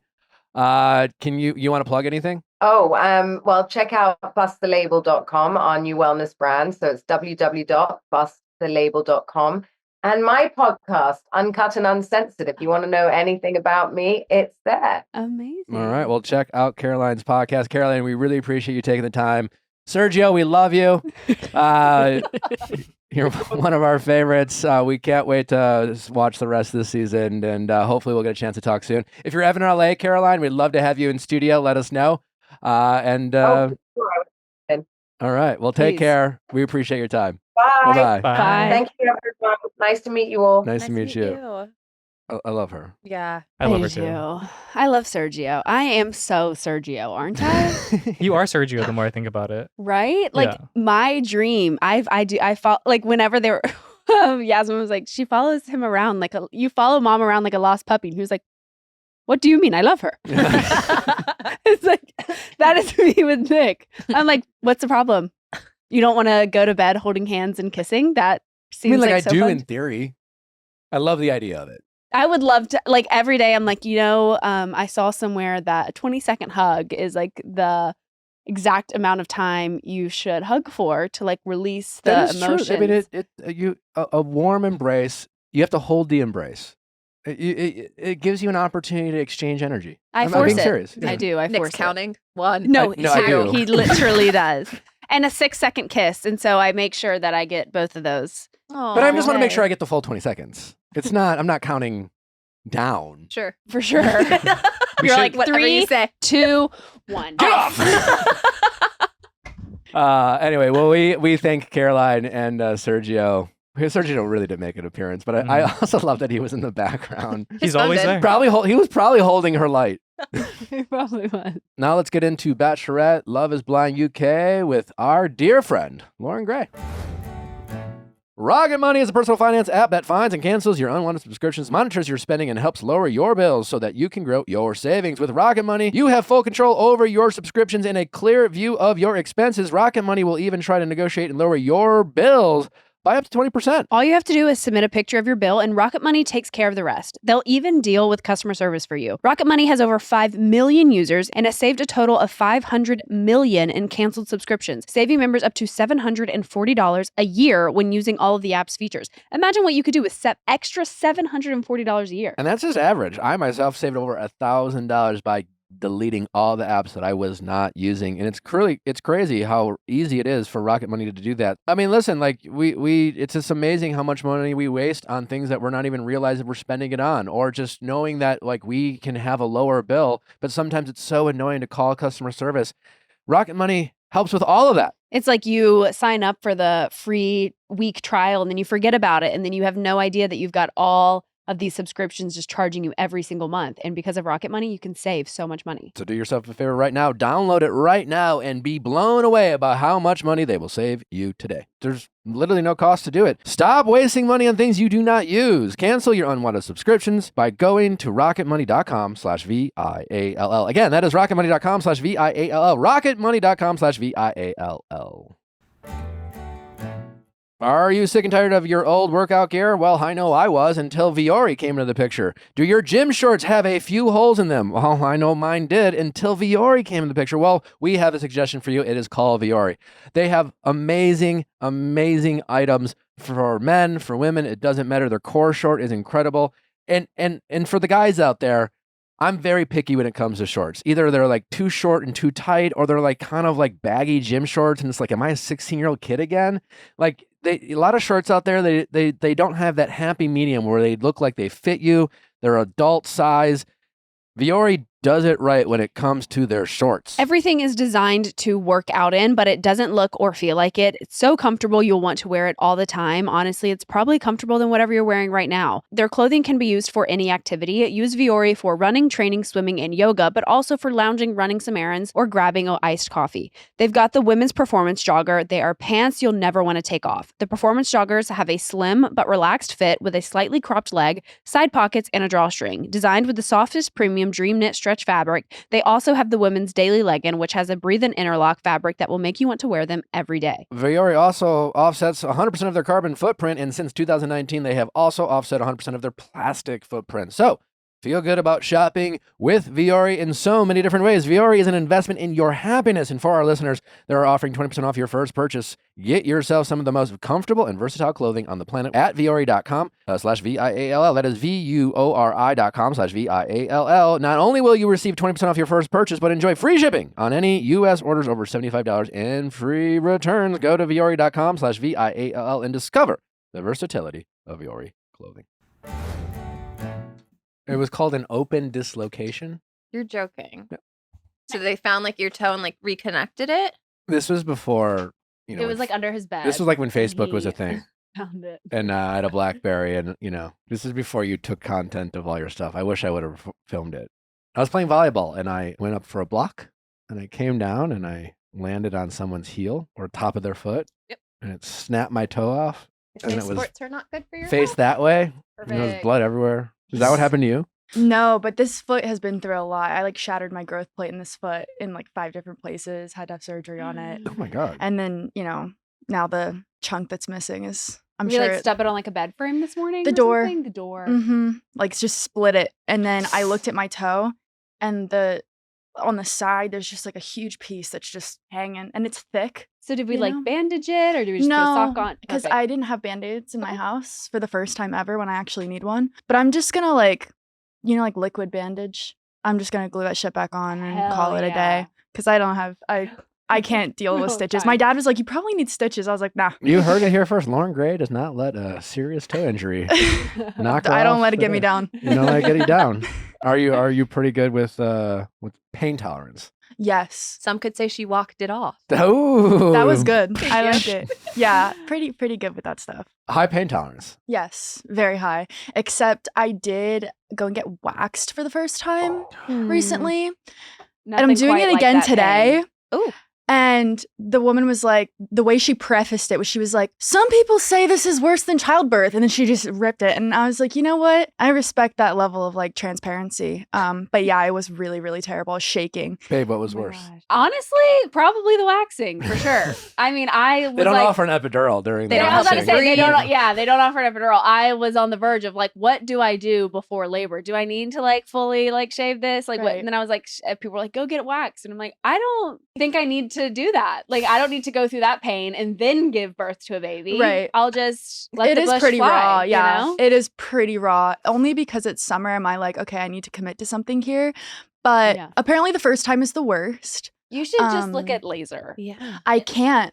They told me it wouldn't work on me because What? my hair is like too light and I guess that Oh, doesn't take yeah. with the laser. So this is my only option. Wait, certain Damn. hairs don't take to lasers? I didn't know that either, but I guess that's the truth. I don't. Yeah. I'm not a It's like if It's a it's too pigment of your blonde. hair situation? That's what they said. They said it was like too fine and too light, Too and fine. it wasn't. Yeah. That's right. And it just wasn't gonna work. I'm painting a really beautiful picture right now that nobody well- really needs well, to know. Me on the complete other hand, they're like, oh hell yeah, let's get this bitch. And I got lasered of like 4 separate. I did like the full pack of like They're 8 calling times. people in. You got to look at this. Yeah, like 4 separate times, and it doesn't. My hormones, I guess, I don't know. It just doesn't work. so. Yeah, I got like tattoo numbing cream on Amazon, so I'm gonna see if that helps me at all when I go yeah, in there you tonight. go. But I am thinking about it and like anticipating it, and it is in the back of my Well, mind. hopefully this will be the most painless part of your day. I would absolutely, yeah, that Imagine would be she's great. like, this podcast was worse than getting waxed. No, I promise you, there's nothing you could say to me that would be worse than what Yeah. I felt in that room. Yeah. And you're so vulnerable, you're like, I don't know what you're getting waxed, but I was getting my bikini line waxed, and you're in a very vulnerable state. Oh. Especially when they tell you to turn over and then like Spread them. or they're Oh. like, here, can you just pull your legs up to your ears? And you're like, I don't know if I want to sit That in was this room with you like that. that was mine. She was just like, all right, curl up in a ball. She just got right in there. I was like, I've never right? experienced this. She was cool. I wasn't nervous. I also have no shame. So I was just like, yup, get in there. Oh, yeah. Okay. Well, I feel like I got that later on, but the first time I was like, can you tell me your name again, please? See, I don't want to know. The less I know, the better. They're talking to you? Yeah. Yeah. While It's you're not going through this? silent. Yeah, I remember they'd like talk to me about like their personal lives. You're getting. I think I was talking to her about you at some point. Like, yeah, I'm seeing this guy. You'll talk you're about really- anything on that table just to like Get your ignore mind the off fact of what's it. happening. Yeah, that and like spray tans is where I share the most personal information, I think, because it's already so vulnerable that you're like, Might as well. here's more about me. Yeah. You want to know what's on the inside? Right. 'Cause you're seeing 'Cause everything it's- on the yes, outside. exactly. I don't know. I think it's kind of like a very beautiful thing. Poetic. Some Yeah. would say. Would you ever get waxed, Nick? Sure. Really? Would I? Well, for what purpose? Just I for don't know, life. just like experience Where? some things that like I What? have Where? experienced. What would you get? What? What should I get waxed? Well, I think That's a personal decision, I think. What do you feel? Where do you feel like you could have less hair and be like, oh, this is nice? I don't really care. Fair enough. Let it grow and let it flow. I look in the mirror, it's usually like, well, this will do. Yeah. There you go. It's okay. My like leg hair was so long, and I was out here getting massages and stuff, and I was like, I didn't even stop to think, oh, they could be thinking about how long my leg, because my leg hair is blonde. But the thing is my sister is a massage therapist, and she will always be like, the women always come in and say like, sorry, I didn't shave my legs, and she's like, we massage men, like we have like full. But I also don't want anyone looking at me and being like, oh yes, the legs of a man, I feel like that would hurt She's my feelings a unkept. little. Yeah, for real. But I do like shaving it when it gets long. I It's would satisfying. Yeah. Nick told me this yesterday. He had to go pick up our dog from his like summer camp. Oh, cute. And he said by the time he gets back, he hoped that my legs were shaved. He gave me a task while he was gone. Get in that bathroom and shave your legs. Well, our legs were next to each other, and I couldn't tell the difference between mine or hers. They were bad. Listen, and also I just want to say, whatever you want to do, it's your body, your choice. But shave your legs. But by the time I don't- get back, have those legs fucking shaved. I don't remember that. I just want to say I don't remember that. Convenient. She was like, when you get back, maybe we'll have a little hanky-panky. And I then- didn't know. No. I'm just going to go on a limb that Natalie did not use the term hanky-panky. Thank you, Sarah. Thank you very much. I don't think I've ever actually heard someone use that term in just like in conversation. No, it's wild. No, what was the term you Hot used? muff? Do you remember we were recording something and I was like, you can't say that word. What was it, like fire tunes or something? You were talking about yes. someone mad beats Hot or tunes. someone making a song, and I was like, why would you say that? I'm Straight not up. cool. I'm not cool. Sure, you can make it a thing, I'm sure. Mad bring it- tunes, bring it fresh a- beats, Hell yeah, fire. fire track. I'm in my dad era. I just feel like, I can say things like, You can Dad get away like. with it, sure. Yeah. Sure. It's all about the confidence in which you say it with. there you go. There you go. Yeah. I've said some questionable things. I was walking out of a restaurant, and for some reason, the thing that came to my mind to say as I was walking out the door was, "Have a blessed one." And my friends were like, Oh. "What? Have a blessed one?" And I was like, And I still use it because it's stuck. And I was like, you know what? Yeah. Hell yeah. yeah. Hell yeah. One of my favorite things to say. I've said it for years, and I remember I used to like put other people onto it too, but people would be like, hope you have a great day. And I'd be like, thanks, hope you have a better one. Oh, I like that. And some people would be like, whoa, like one up me, Like, Yeah. there's no need to do that. I But like then some it. people are like, oh my God, thanks. Because most people are like, yeah, you too, and Yeah. it's just in passing. But You're so selfless that I'm want. so humble. I'm Yeah. so selfless. I'm just like, I think about so many other people. Yes. And I just wanted people to know that I do hope that your day's better than mine. Yeah, I think that's really, yes, absolutely selfless. Thank you so much. Well, congratulations on your new movie. Thank you. Thank you. Yes. Now that we've gotten, all your of my pain like tolerance and my through body your hair. wax. Yes. Now we talked about that. Thank you. Thank you so much. Did you ever imagine going on the Viall Fells and talking about body hair? No, it's not what I set out to do this morning, but it did feel right. Like, Right? Yeah. It just flew off the tongue. To be clear, your new movie Incoming is not about body hair. no. Talk to us about it. Yeah. It is a sort of like coming of age comedy movie. Mm. A lot of like similarities to movies like American Pie and Super Fun. Bad. It's about a party. We love It is. both those. Yes, they're movies. great. And it's about 4 freshman boys and a crazy party and sort of everyone coming into their own.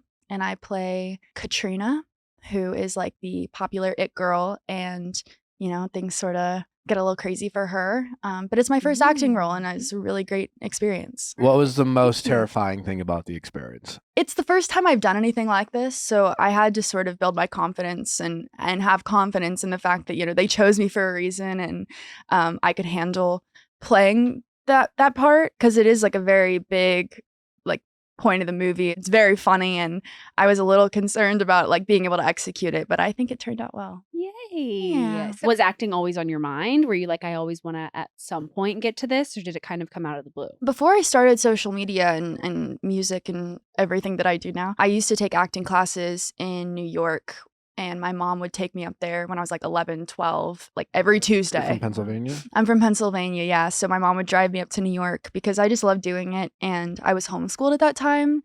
So there was not much else to do. I finished school really early, and then it was kind of like my extracurricular activity.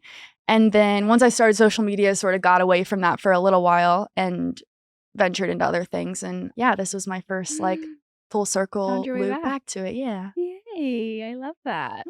I think a lot of people who come up on social media and have like massive followings, there's always like maybe a stigma or like not real celebrity. Did you have to kind of overcome any of those kind of self-limiting beliefs when you got this opportunity of like, this is something I really can do, or did you always have the confidence that you could do it? I don't think I've always had the confidence in anything that I've done, and it's not necessarily from the fact of like coming from social media. I think that's more of a box that other people put me in, and I know that means that I just have to prove myself that much more when it comes to projects like this. But in my own personal like confidence, I guess, once I prove it to myself and I know that I can do it, it's that much easier. It's the same thing when I started making music and performing live. I never performed live until I started making music and getting into social media. And that was a hurdle I had to overcome. But I feel like once I prove it to myself, it's that much easier. What actors or actresses do you admire or want to kind of mimic your career around?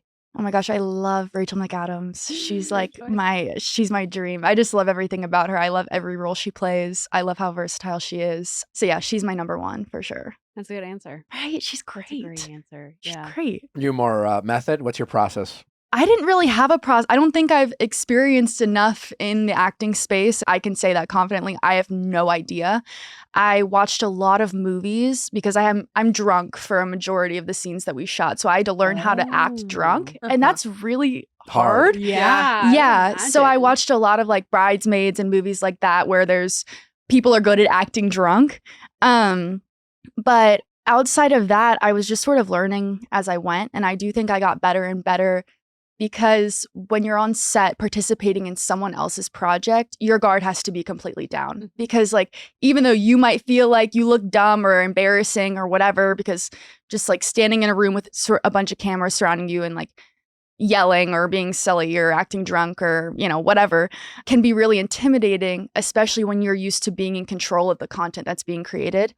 So I feel like once I was comfortable with that, I mean, the first scene we shot, I was like screaming and throwing things.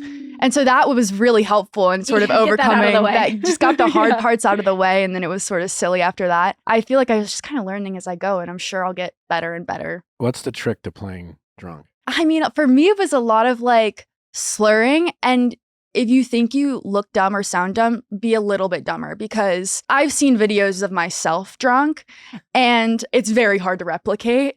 So I think like the slurring and things like that, and just being like as lazy as possible with everything. But the script was great, which helped. Like the script sort of tracked with what you would be saying if you were drunk. I feel like being loud is like the most authentic to drunk just people. Belligerent. Yeah. Just like and that's why you don't care. And that's exactly it. Yeah. And I was also like with two, I think the boys were like 15, 16, and I was 20 when we were shooting. But it was fun because they're kids and they're also like having fun with the role. So my guard was a little bit more down because of that. And they were just like, they were also really funny. So it was fun, yeah. Very cool. You know who's really good at acting drunk on television is reality TV stars. Of course, I don't think there's much acting going on. You are also a big reality TV fan yourself? I am, yeah. What are some of your favorites? 90 Day Fiancé has forever been my favorite. I've seen 90 Day Fiancé, Happily Ever After. I've seen all of like the random spinoffs The Other Way that's happening right now. I think Happily Ever After is also happening right now. But I'm caught up on all of that. All of the Love is Blind. I just watched Love is Blind UK. We just started watching that last Where are night. you at? Episode 2 only. Oh, okay. It's really good. I can confidently say I love Freddie and Catherine together. I don't know if they end up together, but the funeral director and he has a Down syndrome brother, and she teaches Down syndrome kids Yeah. to swim or something. And I don't know if they end up together, but I feel like they. I don't know to be either because together. What episode are I'm you on in? I'm on the episode before they go to the altar. Oh So my I'm like gosh. I'm Oh my god. towards You're- towards yeah. the You're end. towards the Have end. you been Um, watching? I've only seen the first episode. I will say this cast of the UK, it's produced by a different production company than the Love is Blind USA. Uh-huh. Sounds weird saying Love is Blind USA. I know. I know because like Love Love Island. I know. Different production company. It's a different looking cast. They're all hot. Yeah. Yeah, it's like what's the other Netflix show? Too Hot to Handle. Too Hot to Handle. but Love is Blind. Yeah. Which I Yeah. think is kind of interesting because even hot people have a type.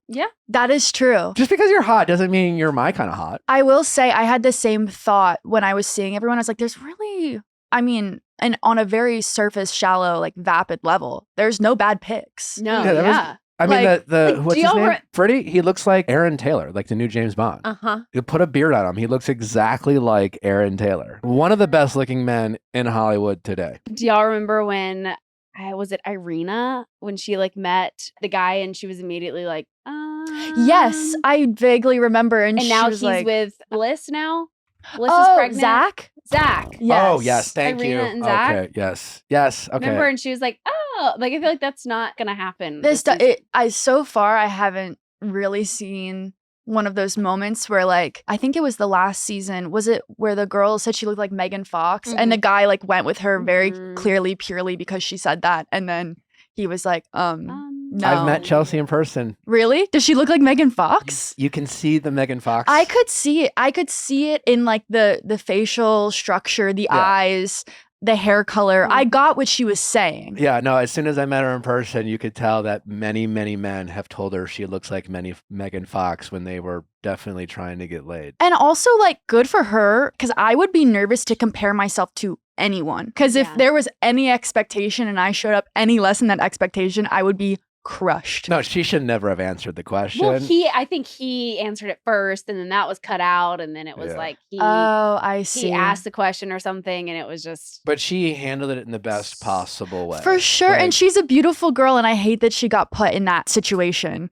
Because, like, it's Megan Fox. But it also ended with Megan Fox giving an interview being like, listen, like, hell yeah. If people have said she looks like me, then she looks like me. Like, pop off, queen. Yeah. And, like, to have Megan Fox validate. when I you. met her, Lovely. she left the party that I met with the Oppenheim men From from Selling Sunset. Oh. Oh. I Like, they they were were go- movie Oppenheimer. Oh, I watched Yeah. that one too. Yeah. I would like to see her on Selling Sunset. Oh, she is a realtor. Isn't She's she? a realtor? I don't know. Oh, she should be. No, I think but she is. I think that's neither here nor there. She can get her license. Very true. I think Chelsea would come in and really shine. I think so too. She'd be around like all of these women in like American Eagle jeans and Javiana flip flops, and she would crush. And what made her so good is that she was really good at being vulnerable. Like, Yeah. she would show her insecurities in the most authentic way. Mhm. And, it And would, she also wouldn't allow, like, they would try to be like bitches to her, and she'd be like, "That doesn't like you're trying to hurt guys, my I look like feelings." Megan Fox. Like I feel like she would handle like they would get so mad because they wouldn't be able to get under her skin. So, Love is Blind UK, worth the Yes. finish? I hope so. I'm going to finish it and I will report We should back. keep going. But right now, you should keep going. Yeah, for sure. It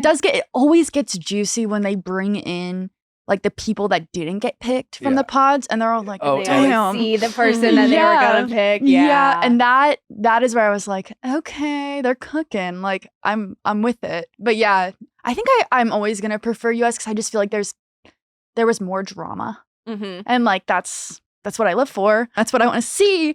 But it is like a good watch. It's not a bad watch Okay. at all. Did you watch any Love Island USA that everyone in the So- world's talking about? I was going to, but then by the time that I was late and I'd already seen everything on TikTok, and I was like, man, Mm. I can't even like get into this now because I already know what happens, even though I don't really know the characters or the people like that. Like, I feel like I already saw the ending, and now I'm just gonna be like, ugh, man. Yeah, that's valid. But I do love that one girl. Is her name what's her Leah? name? Yes. Mhm. Yeah. I don't know how she is on the show or anything, but on TikTok she's funny and she's cool. I will say, if you have time, it's worth watching, even like Okay. knowing what you know, because it's absurdly entertaining this Okay, season. then I need to go Yeah. back. I need to go back and get into it because I was like, man, I feel like I watched this whole thing on TikTok. If you have a spare like 900 hours Yes. because there's so many episodes. I'm sure I could find time somewhere. Okay. I find time for like every 90 Day Fiance episode that's ever came out. Facts. So And those are like 2 hours long. yes. My- You know what it is about that show is it's just so perfect. Like I want to know what like the casting process for that show is because I'm like, I know that they submit themselves to be a part of the show, but I'm like, where do you find some of these people? It's crazy. My sister, when they flew out here to visit and they flew from Atlanta to LA and my sister sat beside Big Ed. Oh my God. Oh my God. And they were like, my sister was like, I know this man. I know this man I know well. this neck. I know. I've seen this neck I've before. seen that somewhere before. I know him. I feel like I know him said- a little too well. She said I Googled no neck reality TV star. And then of course it like popped up. She was like, yep, that's it. Oh my gosh. That he's like a whole thing to tackle in and of himself. I have so many thoughts on that man. I have so many questions. Yes. Yeah. So it's really the high stakes reality TV shows that you love the most. Is it considered like high stakes? 90 Day? Well, 90 Day Fiance, Love is Blind, getting married to someone after a few weeks or Yeah. engaged after 90. Yes. I guess so. Yeah. I love Is some the stakes. Bachelorette almost kind of too mellow for you? No, I've actually never It's really like you only have to get engaged after 9 weeks, you know? Is that how it works? I caught up on this episode because I was like, okay, I need to be a little bit prepared. But I was like, I can't go on there and pretend I know what I'm talking about. Because The Bachelor, Bachelorette, it's been going on for a really long time. 20 some years. Yeah, like the show, I think it started airing the year I was born. And I was like, I got a lot to catch up on. So there's a lot to catch up on there. But okay, I have a question because I do love reality TV. If you had to suggest, because there obviously is so much content, if you all had to suggest like a season for someone who knows nothing to start at, what would you say? For Bachelor, Bachelorette. For both. Like the best season? Like, Yeah. where would you, like, Nick's like obviously. mine. You could Yeah. you could start anywhere. They're all the same. They're- Okay. What would you say is the best season? If I had to pick one, Hannah Brown's. Okay. That's a good season. Caitlin's was pretty good, the one I was on. I'm like, if you're just talking objective, Like drama, high good. stakes drama, Okay. Caitlin and Hannah's pretty solid. All right. Old Bachelor in Paradise too. See, it's another one of see, those with- shows with so many spin-offs that I'm like, once I get into this, I can't get out. That's what I'm like. I'm like, if you like a lot of stuff happening, I was like the earlier seasons of Bachelor in Paradise, not even knowing who the people are from The Okay. Bachelor. It's fun. It was fun Okay. until it wasn't. Okay. until it was okay. Okay, girl. Did any of the men of the final four men of Jen's shine or stand out to you? Based off their face, who would you pick? Jonathan. I Yeah. guess. That's who I Yeah. think she ends up with. You think? Is he I a think sweetie so. pie? Yeah, I hope think he's she a ends up sweetie with pie. Jonathan. He Yeah. is. Okay. I also love Marcus too. I don't know. What would you, but- if you had to describe like each of them in one word? I think Jeremy is really, I think he's very funny. I think he's the one who like is the wittiest and he like has quick, he's got like quick humor. Okay, you I know? like Good that. I think, banter. yeah, good banter, I think would be Jeremy. Jonathan is like incredibly thoughtful and like, Aw. I think because he always does like the lacrosse, like he thinks about like the stuff Jen, her hobbies and like stuff she's into, and I mean, think I don't that's know more if that was producers. really him, but You think? yeah. They were probably like, you both play lacrosse. So you don't think it's coming from a genuine place? Well, he does seem like a really genuine guy. I just Okay. like knowing how those dates operate. I just know that he wasn't the one who planned. Well, I will say when it comes to hometowns, that actually the contestants, Uh-huh. they actually do have a say on what you Okay. do. They will. So What did you do on your hometown I had my friend show up, took her to a brewery. in Wisconsin? Yeah. classic. The first on both? Well, the second one, there wasn't one. It was that crazy. They canceled hometowns. Oh my god. Oh, whoa. We don't need to talk about why. Period. I'm on the edge of my seat. Wait, you dirty whore. Are you for real? Because Nick hooked up with the Bachelorette Oh. and they canceled hometowns. Oh. Not to slut shame my Wow. husband, but Well, no, you're happily married now. Obviously, happy endings all around. But Happy endings. Something to note. Literally all around. Besides the 3 other men, but everyone else got a happy ending. poor guys. I would imagine. Uncomfortable. Woo! Anyway, that is So anyway, now that I eat my words, maybe Jonathan did say I'd love to play lacrosse with Jen. exactly. So I think Jonathan's incredibly thoughtful. Marcus, I feel like Let me ask you a question. So, I'm sorry. No, Marcus. No. Shut No, the fuck no. up. No, please. no, please, No, you please. please. No. I feel like I'm interrupting something. You're literally in the middle of something. I feel like I'm in the middle of Marcus- something. Marcus it's my fault. No, Okay. I don't know if I can come up with a word for Marcus. I feel like Marcus is just very. He's just Marcus. He's just Marcus. You know Marcus. classic. I know guy. Marcus. We all know Marcus. He's just like he's an army veteran. Oh. He's like been through it. His like family's like has had a tough childhood. Not there. His family's wasn't really there. I just feel like he has experienced life. He's got the story. He's for got sure. this story, and I feel like he's just been through it all, that he's like, you know what? Like, life is too precious. I'm just here to be in love and sweep Just you off bare your his feet. soul. Absolutely. I love Devin, that. Well, this is my question. Lauren, if a Perfect. man took you running on a date, what would you do? I would. Okay, I actually have a story. So I went on a date with this guy once. I'll summarize it because there was a lot going on. Anyway, he ended up staying at my house, and he woke me up after like we had been drinking. Woke me up at like 5 a.m. I shit you not, the sun was still down. It was nighttime. He woke me up and was like, ready to work out, and I was still drunk, so I was like, I put on my workout clothes and You I went did? downstairs, and he's like running me through this whole boot camp. I threw up 3 times and came back in my own house. I'm like, he's putting me through this like boot camp, and it's Is this a 5:30 in the morning. boyfriend? No, just That's like a dude that crazy. I knew, and he's like, like putting his whole like soul into that workout. And I was like, I'd gotten maybe 3 hours of sleep, and after he left, I was like, I don't never want to see him don't again. think he's the one for me. Yeah. What just happened? And I was so like, I felt like I was astroplaning. Is that what it's called? When you're just like out of your body? An out-of-body experience. Yeah, I was just like looking down on the situation. Like, this is what we're doing now. My nightmare was that I would marry into a family that does the turkey trot on Thanksgiving. I've never even heard of that. You haven't. No. Well, let me just bring you into my nightmares. Turkey trot? It's the turkey trot. It's the morning of Thanksgiving. Okay. And you all go for a run. Like it's like, I don't know how long it is, but it's like a thing. It's like we're about to pig out on food. Let's all Let's jog. all jog and do Oh, the turkey no. trot. And like that was always my is it- fear. But Who is did this- this? Is this a That family made you a thing? thing? No, this Like, is a known thing. It's It's a thing that happens. My hometown does it too. Yeah. Okay, thank you. Blessings Yeah. to people that can do Is that. it like all of Um, Alabama or something, or Savannah? Or No, I where? think this is like nationwide. It's a tradition. Yeah, it's a thing. Yeah. Everyone in here is saying it's a thing. Fair. How I- do y'all but not? I How believe. have y'all never heard? I haven't heard of you Because my family does not do I was that. gonna say I didn't grow up in a It's like- family like that. No. Mine didn't Weird. either. That's why I was like, that would be so fucking scary to me if like I've made it this far in my life and then I marry into someone who's like, it's a family tradition. Every morning, every Thanksgiving morning, we get up and go on a run. I'd be like, blessings to you all. Blessings. No, thank you. So to answer your question, at this point in my life, no, but there probably was a point in my life, or I know for a fact there was a point in my life not that long ago where I would have been like, I guess. Is that why Um, you've never been to one of my family Thanksgivings?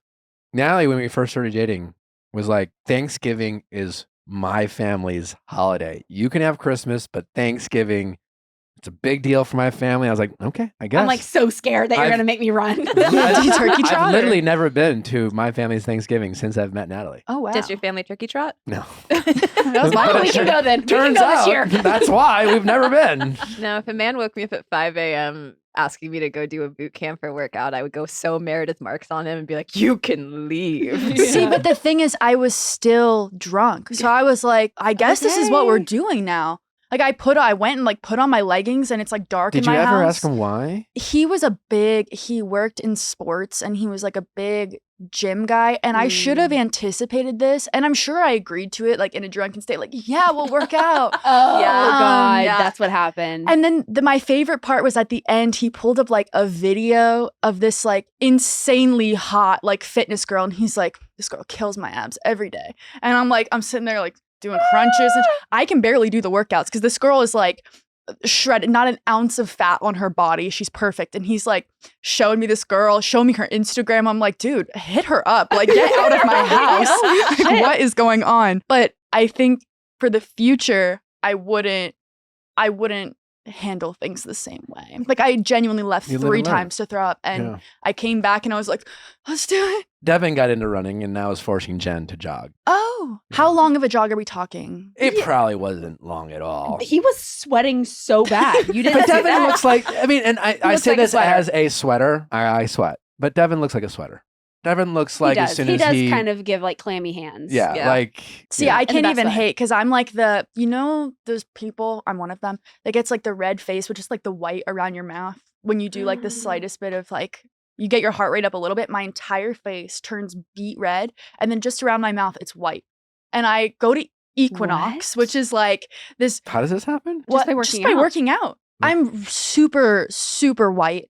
Like my entire ancestry is in like one tiny corner of like Western Europe. There's no sauce to me whatsoever.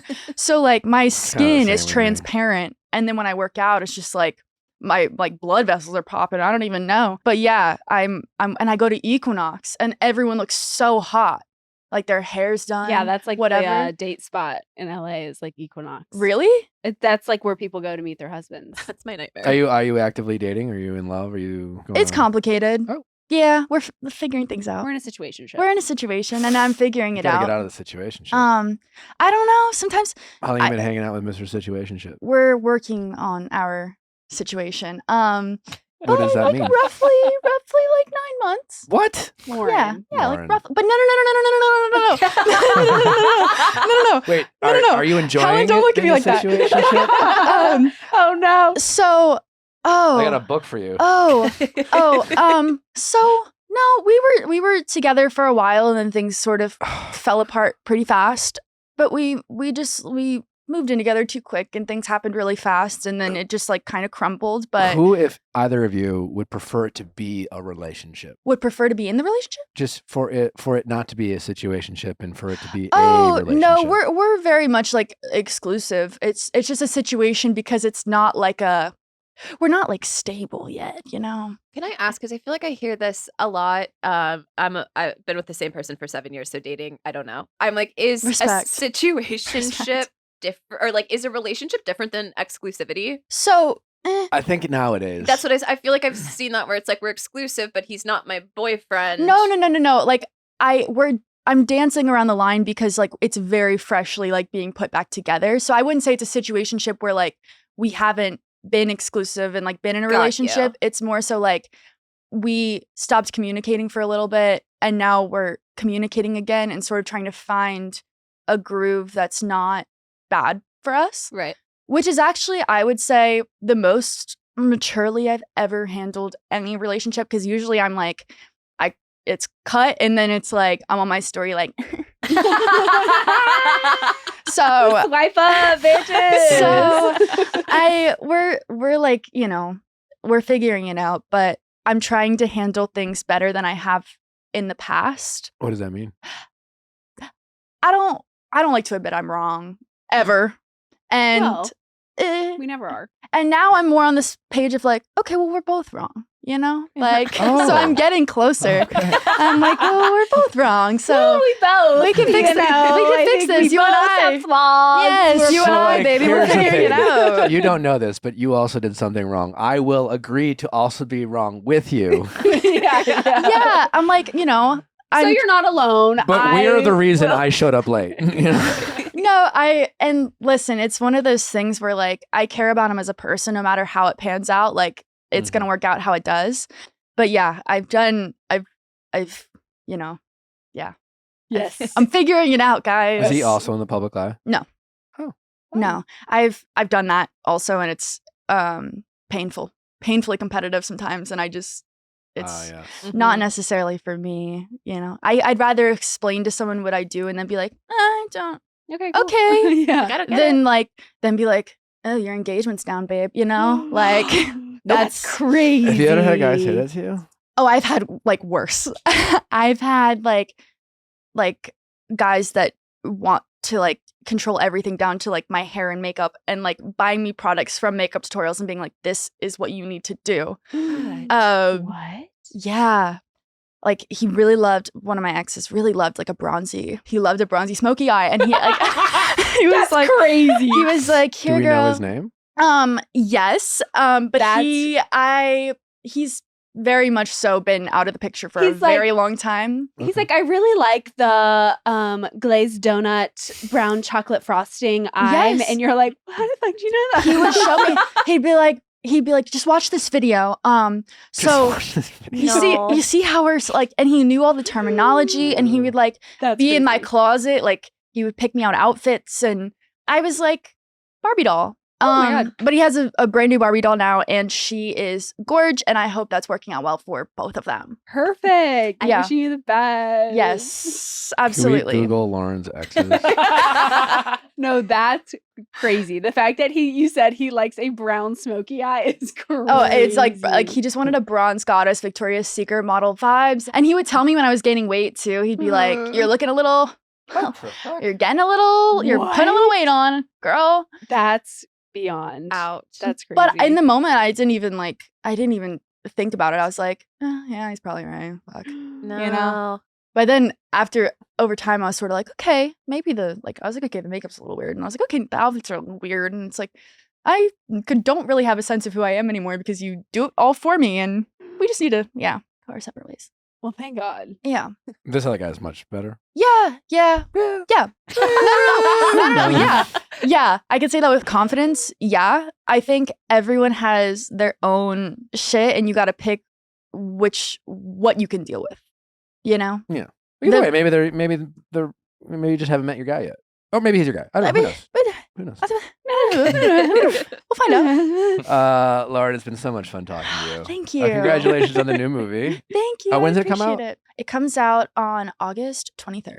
Tomorrow. So Big be sure to check it out day. on Netflix. Anywhere Yeah. you get your Netflix. Anywhere you get it. On Netflix. Hell On your Netflix. phone, your iPad, your computer. Yeah, wherever Any you tablet stream. you use. Any to watch Netflix. Anywhere you service. stream Netflix. Any service you use, yes. I mean, you have 25 bazillion followers, but where can people follow you in case they haven't yet?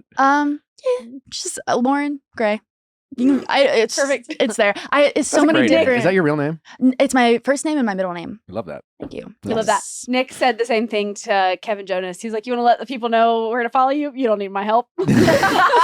You're a Jonas brother. Kevin Jonas is different, Yeah. dude. Like I know where he's at. You know, We know where I know where we you're know at. that Kevin. name. I know where you're at. 25 million followers. No, that's crazy. But I'm not Kevin Jonas. Come on, like you know Kevin Jonas. He's a Joe bro. But Lauren, 25 million is crazy. Thank you. Like that's Do you read your- fucking nuts. Do you read your comments? Sometimes. That's brave. That is brave. You're a Do you hero. not? I try not to. Oh, I think that's more brave. I'm always scared that like, what if something happened? Like, what if my nipple came out and I didn't read the comments? I don't know. I wouldn't know never until know. Just that actually happened to me before. Proofread the vid, just go ahead and watch it twice. You never know when What a if sneaky my nip might nipple be is out and you fucked just up? don't see it. Because I'm looking at my face, not my nipple. So. And other people are looking at your nipples. And that, honestly, Thank you. you're right. Thanks. Keep an eye on Thanks those for being a nips. girl's girl in the Thank comments, you. everyone. Yeah. Point it out nicely. Don't Lauren, come for the you size of the were shape. Very fun. Don't comment on the We size really of the appreciate shape. you. Congratulations on all your success. Thank you. And what I have no doubt will be an illustrious acting career. Great word. Thank you. I appreciate that. Bye, Lauren. Bye. Woo! Oh, Lauren, what a delight. Oh, Oh, she's so cute. So fun. Love her. Well, wrapping up The Bachelorette. I mean, honestly, Hometowns is always kind of like, Boring. Unless it's Peter Weber season in Victoria. just doesn't want to go. What is her famous line? Victoria. Excuse you, what? Yeah. Excuse you, what? Yeah. Yeah, this episode is kind Just of don't make them snooze. like they used to. I did like Marcus's hometown though.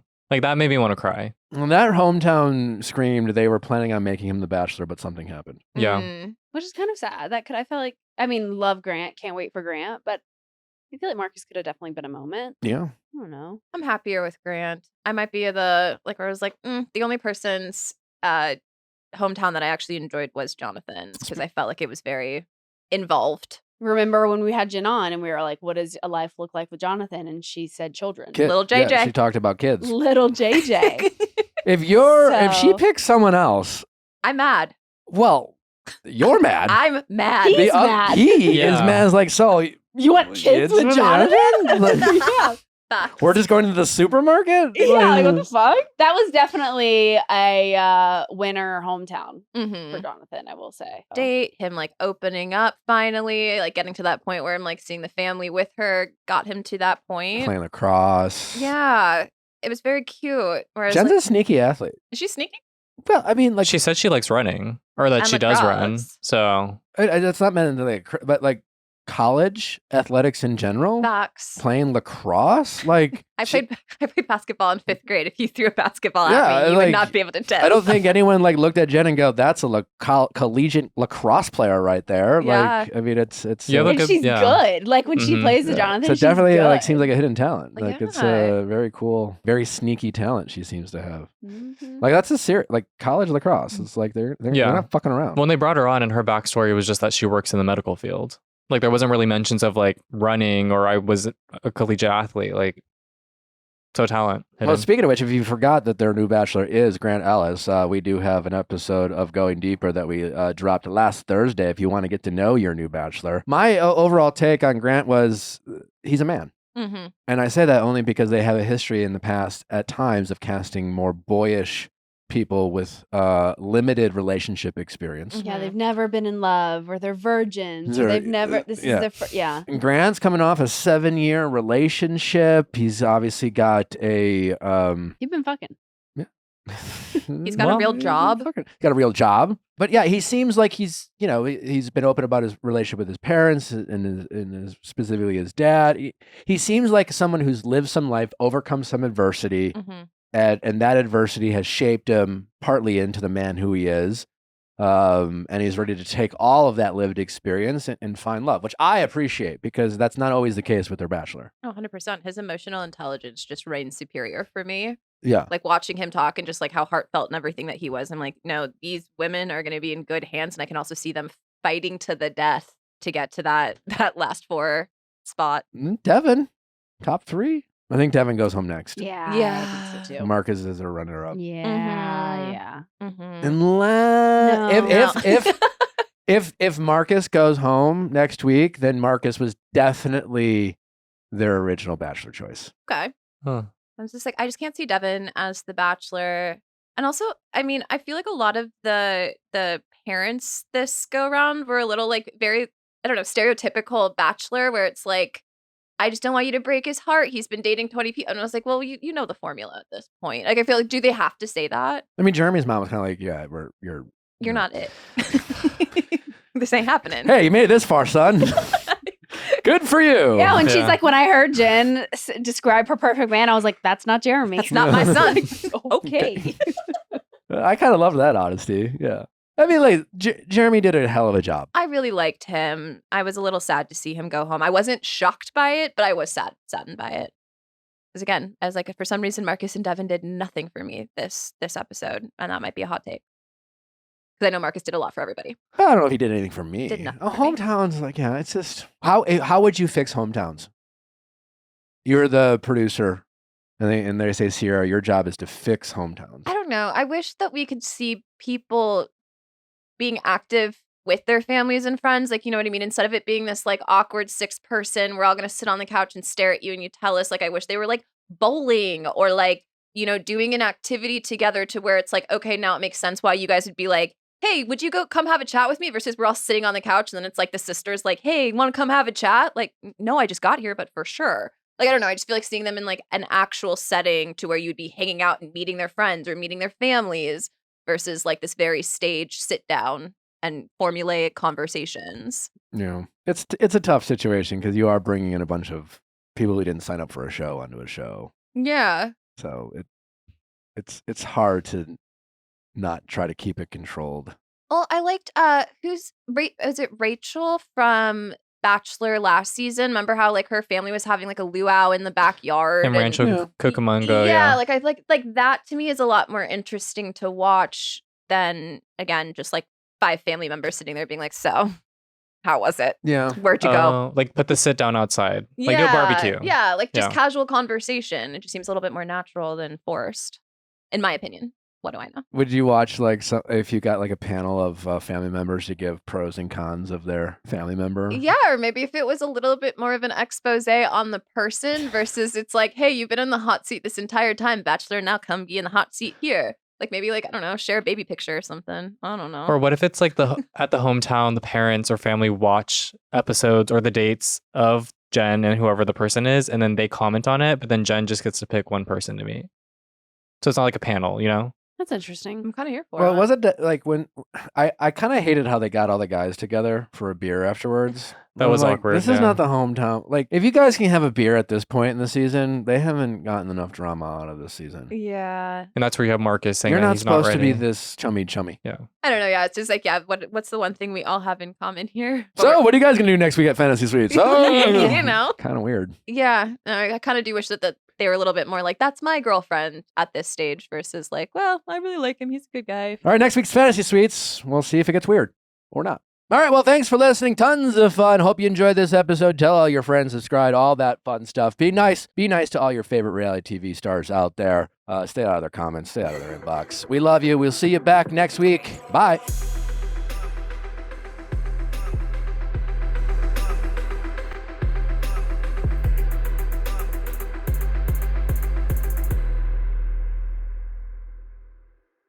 Hey guys, if you loved what you listened to, make sure you hit that subscribe button below. Thanks for listening. We'll see you next time.